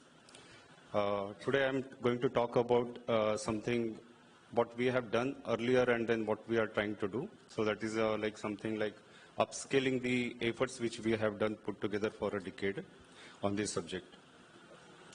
So just very brief about Thermax. Actually, we are a solution provider and we are known as a trusted partner in energy transition. Where we are on the left-hand side of the industry where we provide all the utilities, as well as we are on the right-hand side where we handle the many waste in form of the gas, liquid, solid, all these aspects. Just to talk about, this is a busy slide, but it gives what has happened over, let's say, almost 100 years on this subject.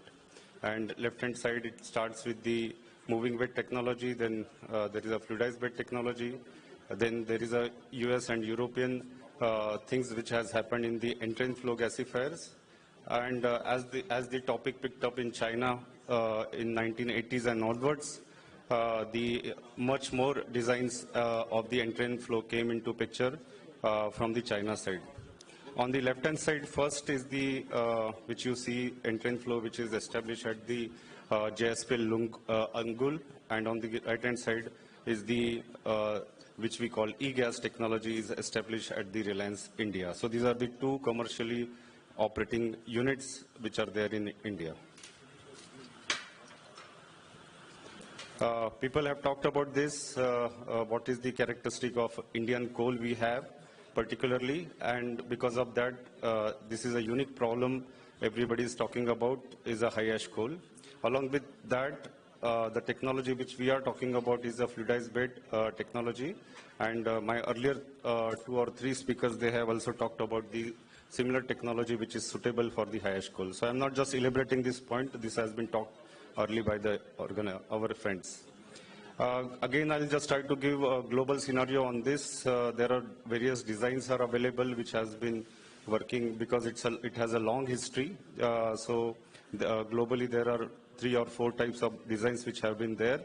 And on the right-hand side, actually, there are the 3 players which just gave their presentation. I'm going to be a third of that.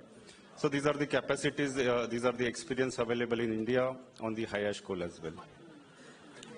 This is our plant where the coal to chemical, this is we are calling as a coal to chemical plant, where we can gasify any high ash coal coming from the Coal India sites, mines, and we can convert into methanol. So the beauty of this plant is actually it is an integrated plant, full demo, taking the coal and producing methanol, and as well as the capturing CO2. Another beauty of this is most of the work is done by our indigenous efforts, and you see almost there is no what imported technology or imported element coming into this picture.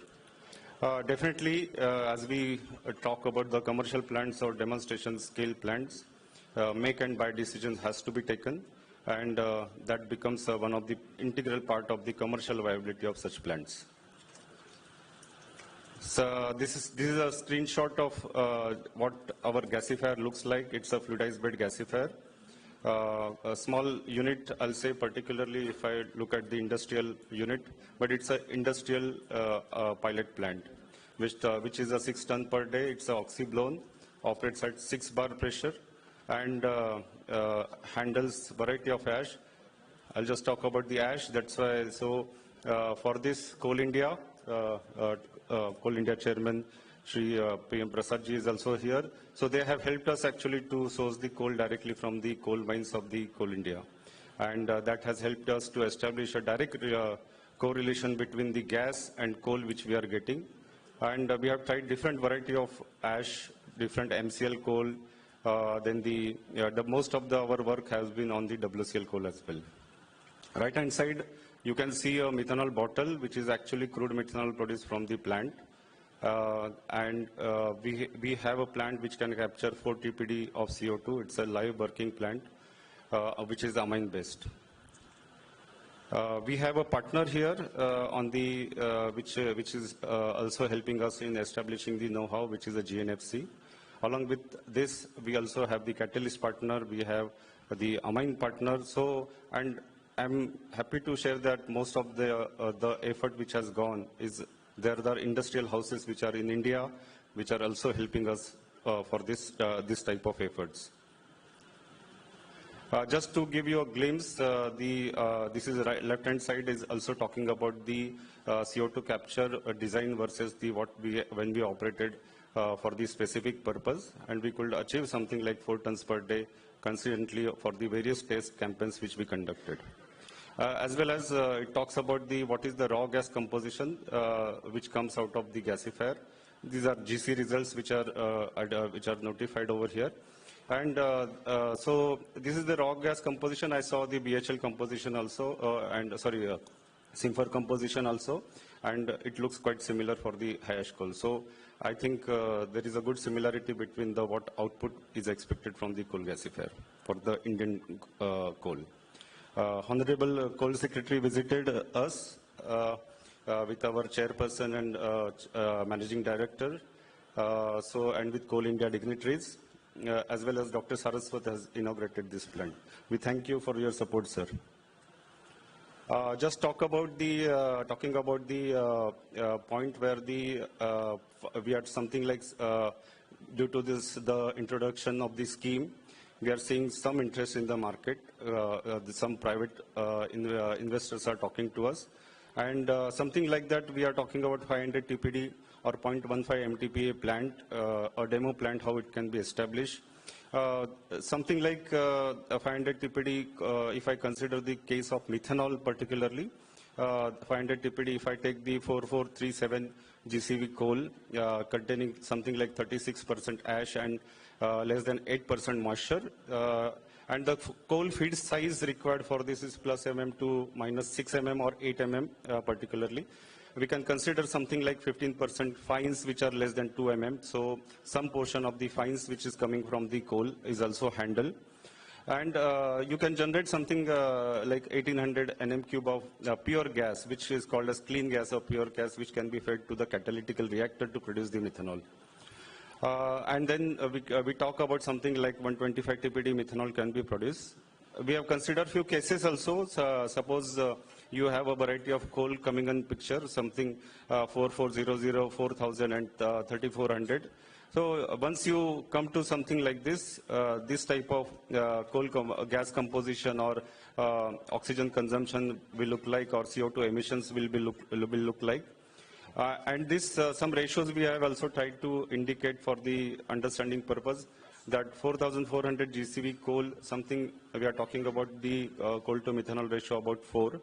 For the 4,000, we are talking about something 5, and then 6.25 for the 3,400 coal. But all these three coal are possible to gasify, possible to generate syngas, possible to generate pure gas out of it, and then conversion to chemical. Since we have traveled all this path, we understand now deeply these technologies, and as well as the one important design features about this technology as well. Just this is I'll say a tinkering slide. It's an indicative slide. Suppose we have this type of utilities or coal raw materials at our hand at this price, and we come with some specific consumption required for such plants. We observe that something like 22 or 23 rupees per kg or 18 to 18.5 rupees per liter is the OPEX cost looks to be working out. I have not added right now finance cost because what our objective is actually, one objective of Government of India is to have the bigger scale plant, which like public sectors are working upon. But for the private investor, how to make this plant techno-commercially viable at the capacities at the lower scale. Once we make, actually this model can be adopted by many, and hence the proliferation of these such technologies and such outputs can happen very easily. Another part is actually the hurdle which when we're talking to investor is the offtake agreements or offtake price. So when we are looking at all the molecules which are there, which are earlier enlisted by the many presenters, the competitive price versus the import price is one of the bottleneck, and the capex or finance cost getting added up to the OPEX cost is another which we have to seriously look upon, something to make this project viable. So some more discussions actually are required at the Coal India Ministry of Coal level, such that we try to propose a better model for the sub-scale systems, or I'll say a particular mid-scale system where such that can be distributed and can proliferate very easily into the market. Because their turnaround time is faster, investment is lower, and within 2 to 3 years, actually, the plants can be live also. So this is my proposition. I see some investors over here, technology players also. So please, let's join hands together. There is a good basis available to kickstart this activity, and let's look at also all these possibilities. We are also looking at the DRI market very seriously, and large-scale DRI, we see some movement, but so far actually the big four industries of the steel, they have not really moved what has been established earlier. So as and DRI is much more simpler to do business than the making chemicals, and definitely, and that is also considered in this year scheme. So I'm very happy that there are multiple opportunities available, sir, through this scheme, and we'll be partnering to those things as well. Thank you, sir. Thank you so much for that. Yeah, and in this actually we thank for the support extended by Coal India, Coal Ministry, and DST for the making this technology successful. Thank you so much. A big round of applause, everyone. Thank you so much, sir. Thank you for those valuable insights. And now, ladies and gentlemen, may I please request Mr. Piyush Kumar, General Manager, Business Development, Coal India Limited, to please come onto the dais and felicitate the Q&A session. So the next session is industry interaction. I will ask the cordless mic to be shared with our delegates. I will request first the investor side. Anybody who wants to invest and want to ask anything, please give your name, tell your name. Please share the cordless mic.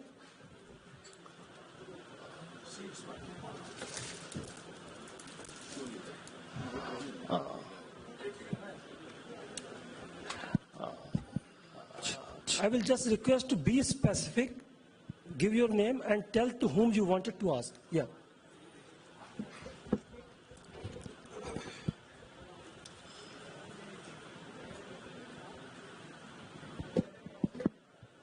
Hello.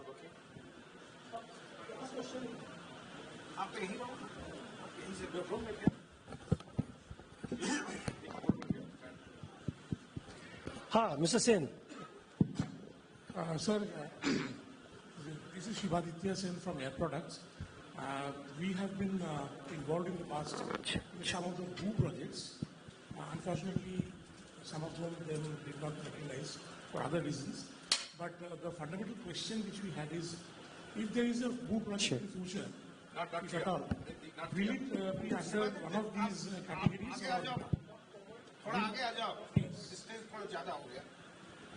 Am I audible, sir? Now you are audible. Yeah. Thank you, sir. The question was, if at all in future there is a BOO project coming up, will BOO be part of these category 1, 2, 3, one of these, or another category 2? Because somebody is investing for the entire asset, owning and operating for 25 years, let's say. So will BO come under the category 2, getting the VGF incentives? That is one of the questions. The other is, in case of DRI, as many people have spoken, some of the major steel manufacturers have approached us. And what they're saying is they want to do coal gasification, generate syngas, and use it for DRI for steel making, instead of the blast furnace route. Now, if it is a state-owned company like SAIL, for example, and there is a BOO operator who does up to syngas, coal to syngas, will that gasification block be considered under the VGF scheme if it is for DRI purpose? I understand DRI is included in your category. Okay, we are noting down your questions. We will be replying later on. Let others to speak. So okay. Two basic questions. Okay, noted. One is the BOO, other is the DRI. Noted. Both can qualify under the scheme. Come back. Okay. Anybody else wanted to? Sir, I have one comment. I have explained to SBI Cap also. In the presentation, it was mentioned that for the small-scale projects, there is a requirement of one running equipment. Now, the running project will never be for the bidder, because bidder will come in for all these projects will be coming first time. Then it has to be for the technology provider. So it has to be specified that it is the technology provider. And the technology provider also will be probably a group of people or a consortium. So that definitions need to be put. And it will be probably globally, because nothing is working in India. Right? So all these three factors need thank to you. Noted. From the investor side, we have. Yes, please. Yeah, good afternoon. This is Niladri from KBR. Now, I'm not sure whether the question can be directed to SBI Caps or the gentleman from the ministry and secretaries on the dais. But the question is, in the presentation of SBI Caps, it was mentioned that there should be a two bidding system for the investor, and the financial bid has to have the DFR. Now, from the licensor fraternity or from the EPC fraternity, we are more interested and keen to understand that when the award happens to the licensing portion or the EPC portion. So, going by that flow of that presentation, does it mean that, when the bids are opened, then the DFR is made, then the DFR is presented, it goes as an input to the financial bid, and then when the financial bid is opened and the investor is awarded, then only the licensor fraternity is awarded the project? So little bit of, because why I'm asking this question, the timeline, the duration of those things are very critical for us to understand, because we are the people who will be investing upfront, our money, our resources. So little bit of limelight on those will be needed. Okay. Anybody else? Yes. On the right hand side. Sir, this is Anup Goyal from Greta Energy Limited, Nagpur. Sir, I just wanted to know that what will be the process for coal linkage from Coal India Limited? Okay, noted.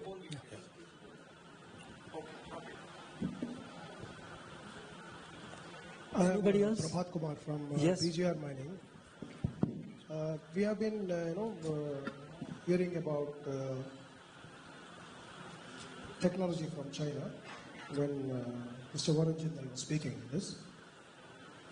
Given the hostile relations with China, do we really depend upon China for such kind of technology? That's one question. And I have a couple more. Please go again. तो आगे आ जाइए, आपकी आवाज clear नहीं आ रही है थोड़ा. हाँ, बोलिए.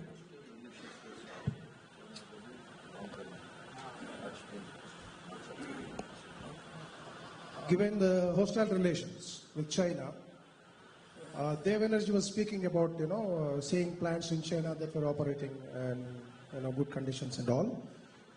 Can India really rely on any technology from China long term.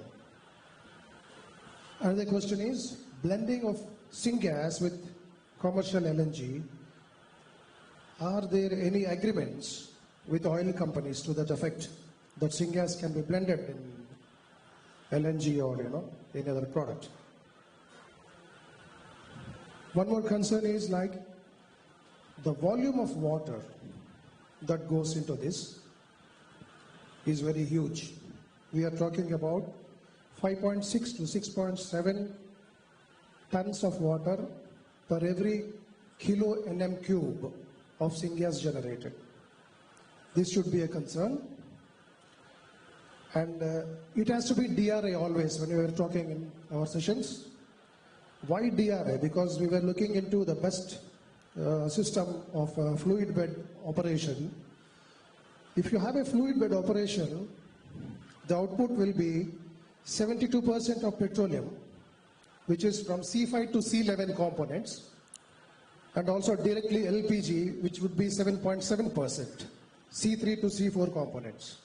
So 72% of petroleum output ranging from C5 to C11, LPG 7.7%, C3 to C4 components. If you have this platter in front of you, why do you go putting everything into DRI? Thank you. And if I have my statistics correct, the Jindal plant actually costed them around 3,000 crore to generate 2.4 MTPA, which uses 2.4 million tons per annum of coal. And the gas produced is 225,000 Nm cube per hour. So 3,000 crore, 2.4 million ton per annum, and 225,000 Nm cube per hour of gas generated.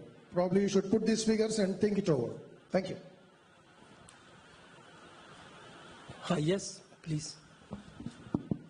I am Satyavrat Singh from Uni7 Engineering.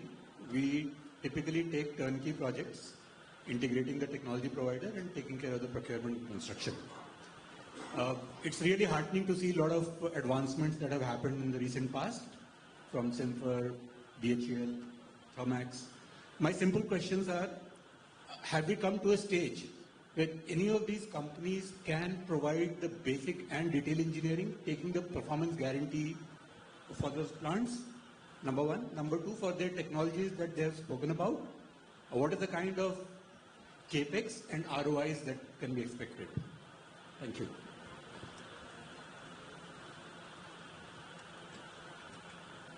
Anybody else? Okay, sir. I'm sorry. Okay. One question, please. One more. Okay, please go ahead. Yeah, good afternoon, everyone. I'm Abhinav. I'm from Air Liquid New Delhi office. I wanted to know that I think specifically talking about this Lakhanpur project, I think it will fall under category A. So that means, number one, the maximum funding that this can get is 1350 crores, as I read rightly from the presentation. And number two, is there a timeline set by the government on the selection of these three projects for category 1? Thank you. Okay, thank you very much to all of you. I'll try to answer some of them, and I request my boss to complement if anything is missing. Excuse me, and if I'm not able to do it, we will clarify subsequently. First is BOO, whether the BOO is eligible. Now let me come to the DRI. See, we are only saying the amount of gas, amount of syngas that has to be produced. That's all. Once you produce the gas, whether you finally go to the chemical products or use it to steel making, it's up to the bidder. That there is no, we are not prescribing anything. We are agnostic. Only the criteria is you have to produce a certain amount of syngas. That's all. So therefore, steel making through DRI route is eligible. Now the BOO, in the BOO model also, there is a owner to the asset. Okay, let's say, for example, we are saying CIL is calling for a BOO. Now, they may have a contract with the operator, the technology provider and the operator. That is between two of them. As long as the government of India is concerned, CIL is the applicant. And they may ask viability, whatever it is. So they should be able to get the assistance under this scheme. If there is some clarity required when you are issuing the RFP, we will be able to do that. Now, small scale projects, I think this point is well taken. It need not be the project proponent who should have a running small scale pilot project, but the technology is running anywhere in the world, which is verifiable. It has to be verifiable, and then of course it should be made eligible. That we will also clarify in our RFP. Now, two-stage bidding, you are asking licensor. See, we wanted to, I think some of you must have gone through the existing PLS scheme or our auction process. It's a very simple process. There is a, like in the world regime, we need to have two envelope system. I think anybody who has done bidding process understand two envelope system. One envelope consists of financial, means there is a financial worthiness, financial capability to take up the project. That we verify. And then we also verify the technical. Okay. Means here technical means not technology and all those things. How much money you want, how much syngas you produce. They are the only two criteria. Now, once it is done, we select a thing.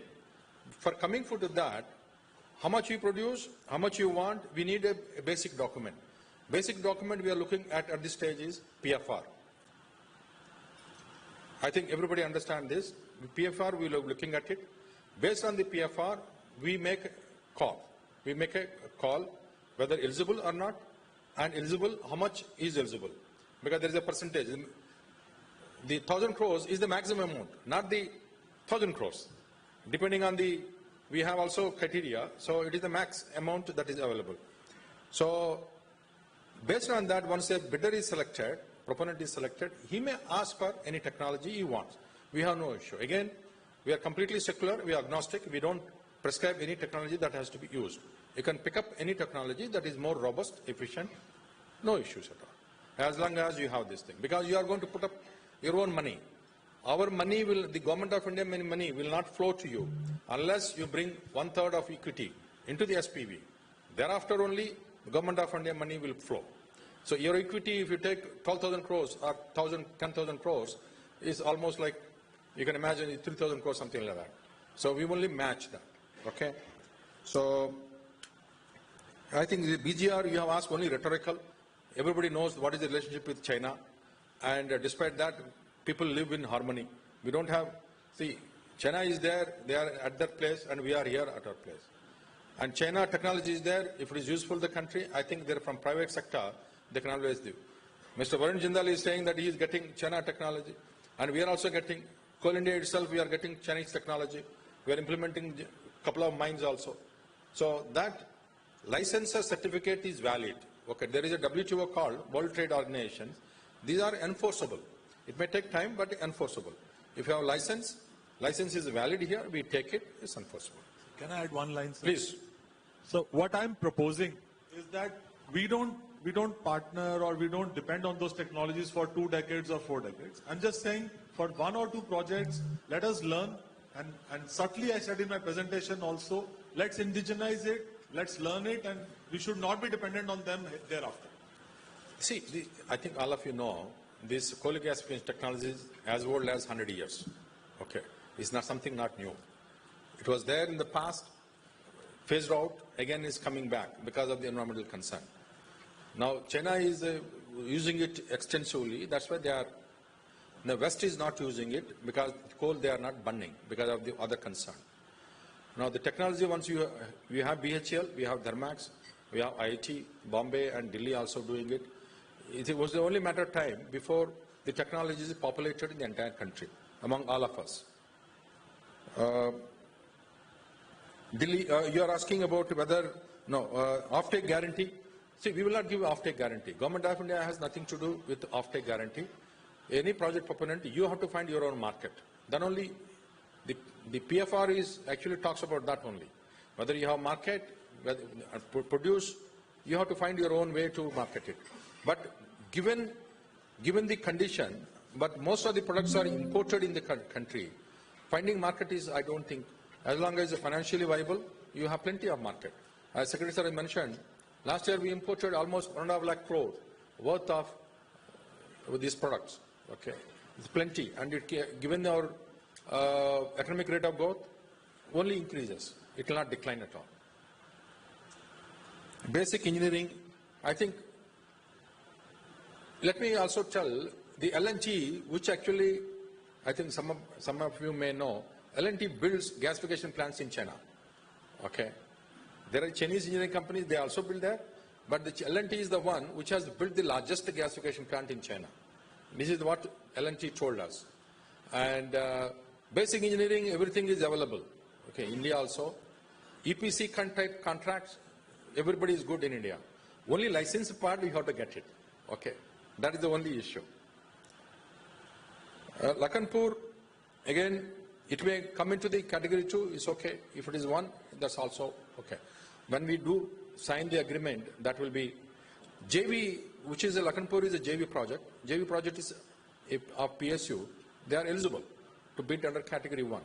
I don't know why you are getting the doubt whether it fall under the category 2. But we will clarify. And some of you are taking serious interest. As Secretary Sir has mentioned, we will come up with a draft RFP, request for proposal, for consultations. We'll keep it maybe 2-3 weeks for consultation with all the industry. Please go through that. If you have any suggestions, please offer to us so that we'll be able to take your inputs and then come up with the final document so that industry is able to accept it. Thank you very much. Thank you, sir.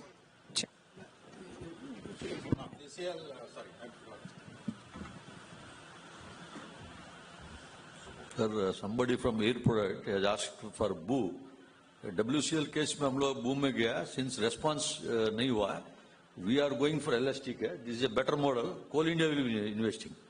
So BOO में already we have wasted 1 year, and now directed by Ministry of Coal and PMO, so that Coal India also will invest. So it will make easy for the players to come, since investment from Coal India. Number 1, coal linkage definitely wherever Coal India is going, linkage also will be worked out. That is also for sure. So coal availability, land and capital will be there. Technology should come from the players. Even for those who are not in JV with you?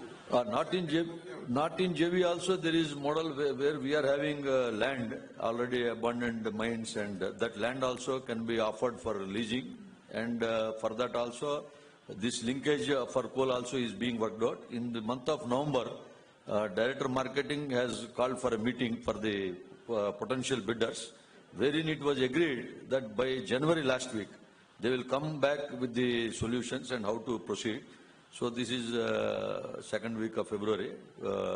Director Marketing, some bidders are in touch with him. That we will clarify in the time to come. Thank you. Thank you, sir. Thank you for answering each and every question that came across from the audience. And now may I please request Shri Amrit Lal Meenaji, Secretary, Ministry of Coal, to deliver the concluding remarks.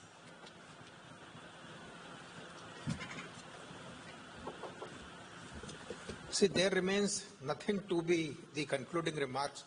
All questions which have been raised have been generally replied to, and as have been mentioned, we are formulating a draft RFP. SBI CAP, our PMU, they have drafted. We have discussed it yesterday. They are looking at various other similar programs of different ministries, and hopefully in about 15 days' time, we are likely to come out with a draft RFP for perusal of all those who are interested. We will give about 15 days' time for seeking for advice. Based on that input, we will firm up the RFP. And for any assistance during this period, SBI CAP is there. They can be contacted. From CIL, Piyush is there, General Manager in charge of gasification. If you have anything to know from Ministry of Coal, then Mr. B.K. Thakur, Director of CCT Division in the Ministry, is there. If you want to know anything about mine location or grade of coal, then we have officer from CMPDIL, Chiranjeev Patraji. So you can be in touch with any of these officers, and we want you to explore where all you can find the technology. Second, look at the investors who are interested in, maybe for their own usage or maybe for manufacturing of products which has import substitution potential. And let's start thinking over it, working on it.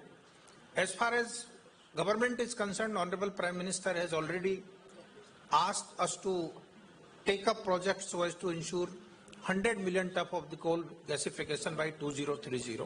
So that is the scale on which plans are going, and that is why all these policies have come. Land, coal, funding, financing, all entire loop as far as government is concerned is now generally closed.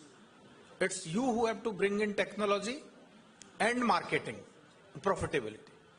So sector is open for your consideration now, and you feel always free for any discussion, anytime. Nagaraju ji is there, I am there, Chairman Saab is there, Balram ji is there. Whenever you feel you want any discussion for any clarification, please seek time and come over. You are most welcome. We have to work together to see that this coal gasification picks up and we are able to deliver and we are able to reduce the import of gasification waste chemicals. With this, I once again on behalf of Ministry of Coal, thanks all of you to have spared time, and let's look forward to work together. Thank you. Thank you so much, sir, for those concluding remarks. And now, ladies and gentlemen, may I please request Shri P.M. Prasad, Chairman, Coal India Limited, to present a memento to our chief guest, Shri Amrit Lal Meenaji, Secretary, Ministry of Coal. Thank you so much for your time, sir.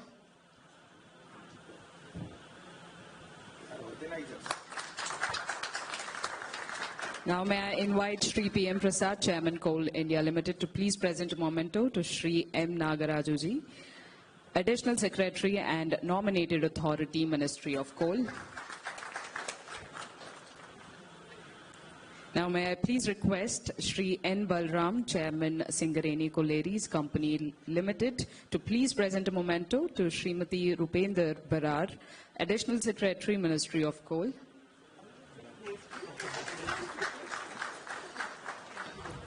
Now I would like to request Shri N. Balram, Chairman Singareni Colliery Company Limited, to please present a memento to Shri P. M. Prasad, Chairman Coal India Limited.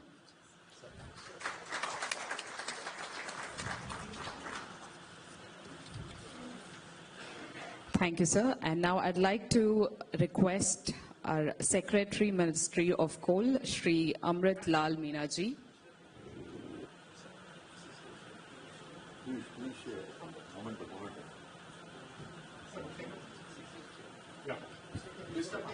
I'd like to request Mr. Piyush Kumar, General Manager, Business Development, Coal India Limited, to please present a memento to SSE Chairman.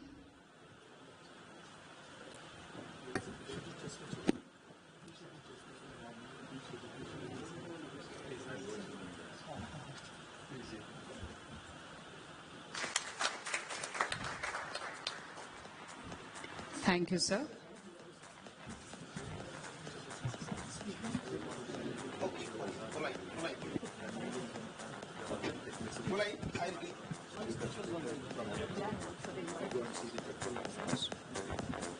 So now, ladies and gentlemen, I would like to invite Secretary, Ministry of Coal, Shri Amrit Lal Meenaji, to please give the mementos to our invitees, to all the speakers who were here.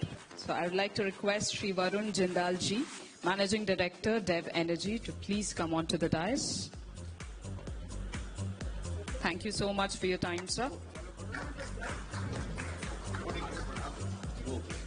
May I also request Shri K. Ravi Shankar ji, Executive Director, BHEL, to please come onto the dais.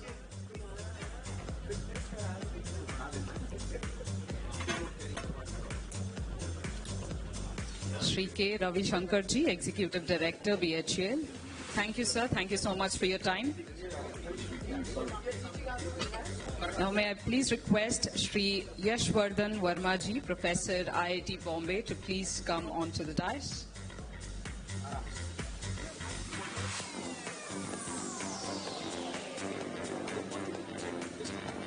I would also like to request Dr. Sujan Shah ji, Head PPP and IP, CSIR, CIMFR, to please come onto the dais.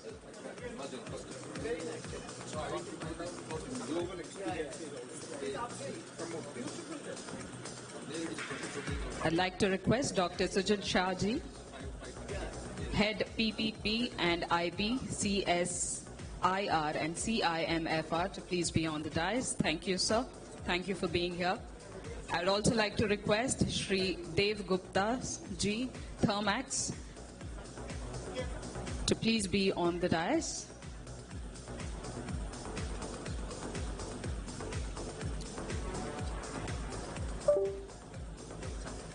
Thank you. Thank you so much for your time, sir. Thank you.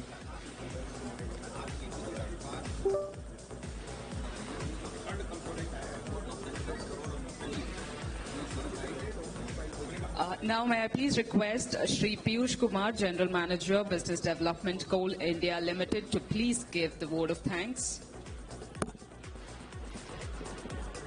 Thank you, everyone. Vote of thanks is the last thing, and everybody is now in a hurry to go. But I must say that what Secretary Sir has told in his speech, that early entrants will be benefited.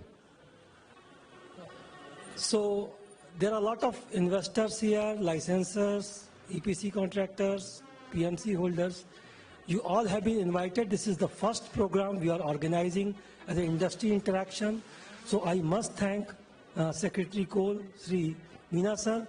I was fortunate that I was there in ministry when he joined Ministry of Coal, and his follow-up is so good that for the last 3.5 years we are trying hard, and now the highest decision-making body has taken a decision to support this program.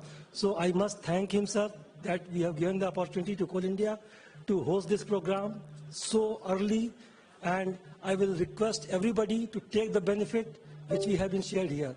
I must thank Nagaraju sir. I was working with him for a long time. He knows the capability of each and every person, and he takes decisions so quick that in 6 days' time, everything could be organized, because whenever you send a message, within 5 minutes, he will give a decision and give you what to do next.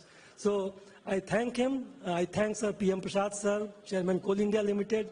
Without his constant support, when I joined Coal India, the first thing I noticed when he was studying on the foundation day, and the only thing he mentioned about the gasification. So you can see the approach of Ministry and Coal India to promote gasification. You all are invited to be part of the success story, and let us do it together in this year. So we must come up with the proposals of the 13 projects, which has to be given as an early entrant support from the government side. I must thank AS ma'am, Rar ma'am, who could come and who could spare her time, and CMD Singrani, the first time when ministry told that you have to organize. So I just rang one person and everything was sorted out. Such a nice arrangement was done by the entire team of Singrani. I thank all the delegates who have come from Bombay, Delhi, different part of India to this program. This session was basically dedicated to the licensors and the technology providers. The next session will be in Bombay, where we will be having all the big investors to see that what can be done. So I thank everybody. I thank other ministry officials, Santosh ma'am and Thakur Sahab, who have come here. I thank the directors of Singrani, CMPDI, who have joined here, and you can interact with him after the program also. So thank you, everyone. Thank you to the hotel staff, the press and media, Bhaskar especially, who has done a lot. I thank my friend who has prepared the PPT, Mr. Meena, who prepared the video for you. You have seen this. And once again, we assure you, sir, from our side that we will be doing everything possible to make this a success. Thank you. Thank you, everyone. Thank you so much, sir. Please join for lunch outside. Yes. Thank you to each and every one of you who has been here and who has showed interest on the scheme for promotion of coal gasification projects. Thank you to each and every one of you. Thank you so much, sir. Thank you. For yourself, Sanathan, you have been standing. Well, that's my job. Thank you. Thank you so much. Thank you. Well, yes, the lunch is open, so I know you all are hungry. I would want you all to please go have lunch. Thank you.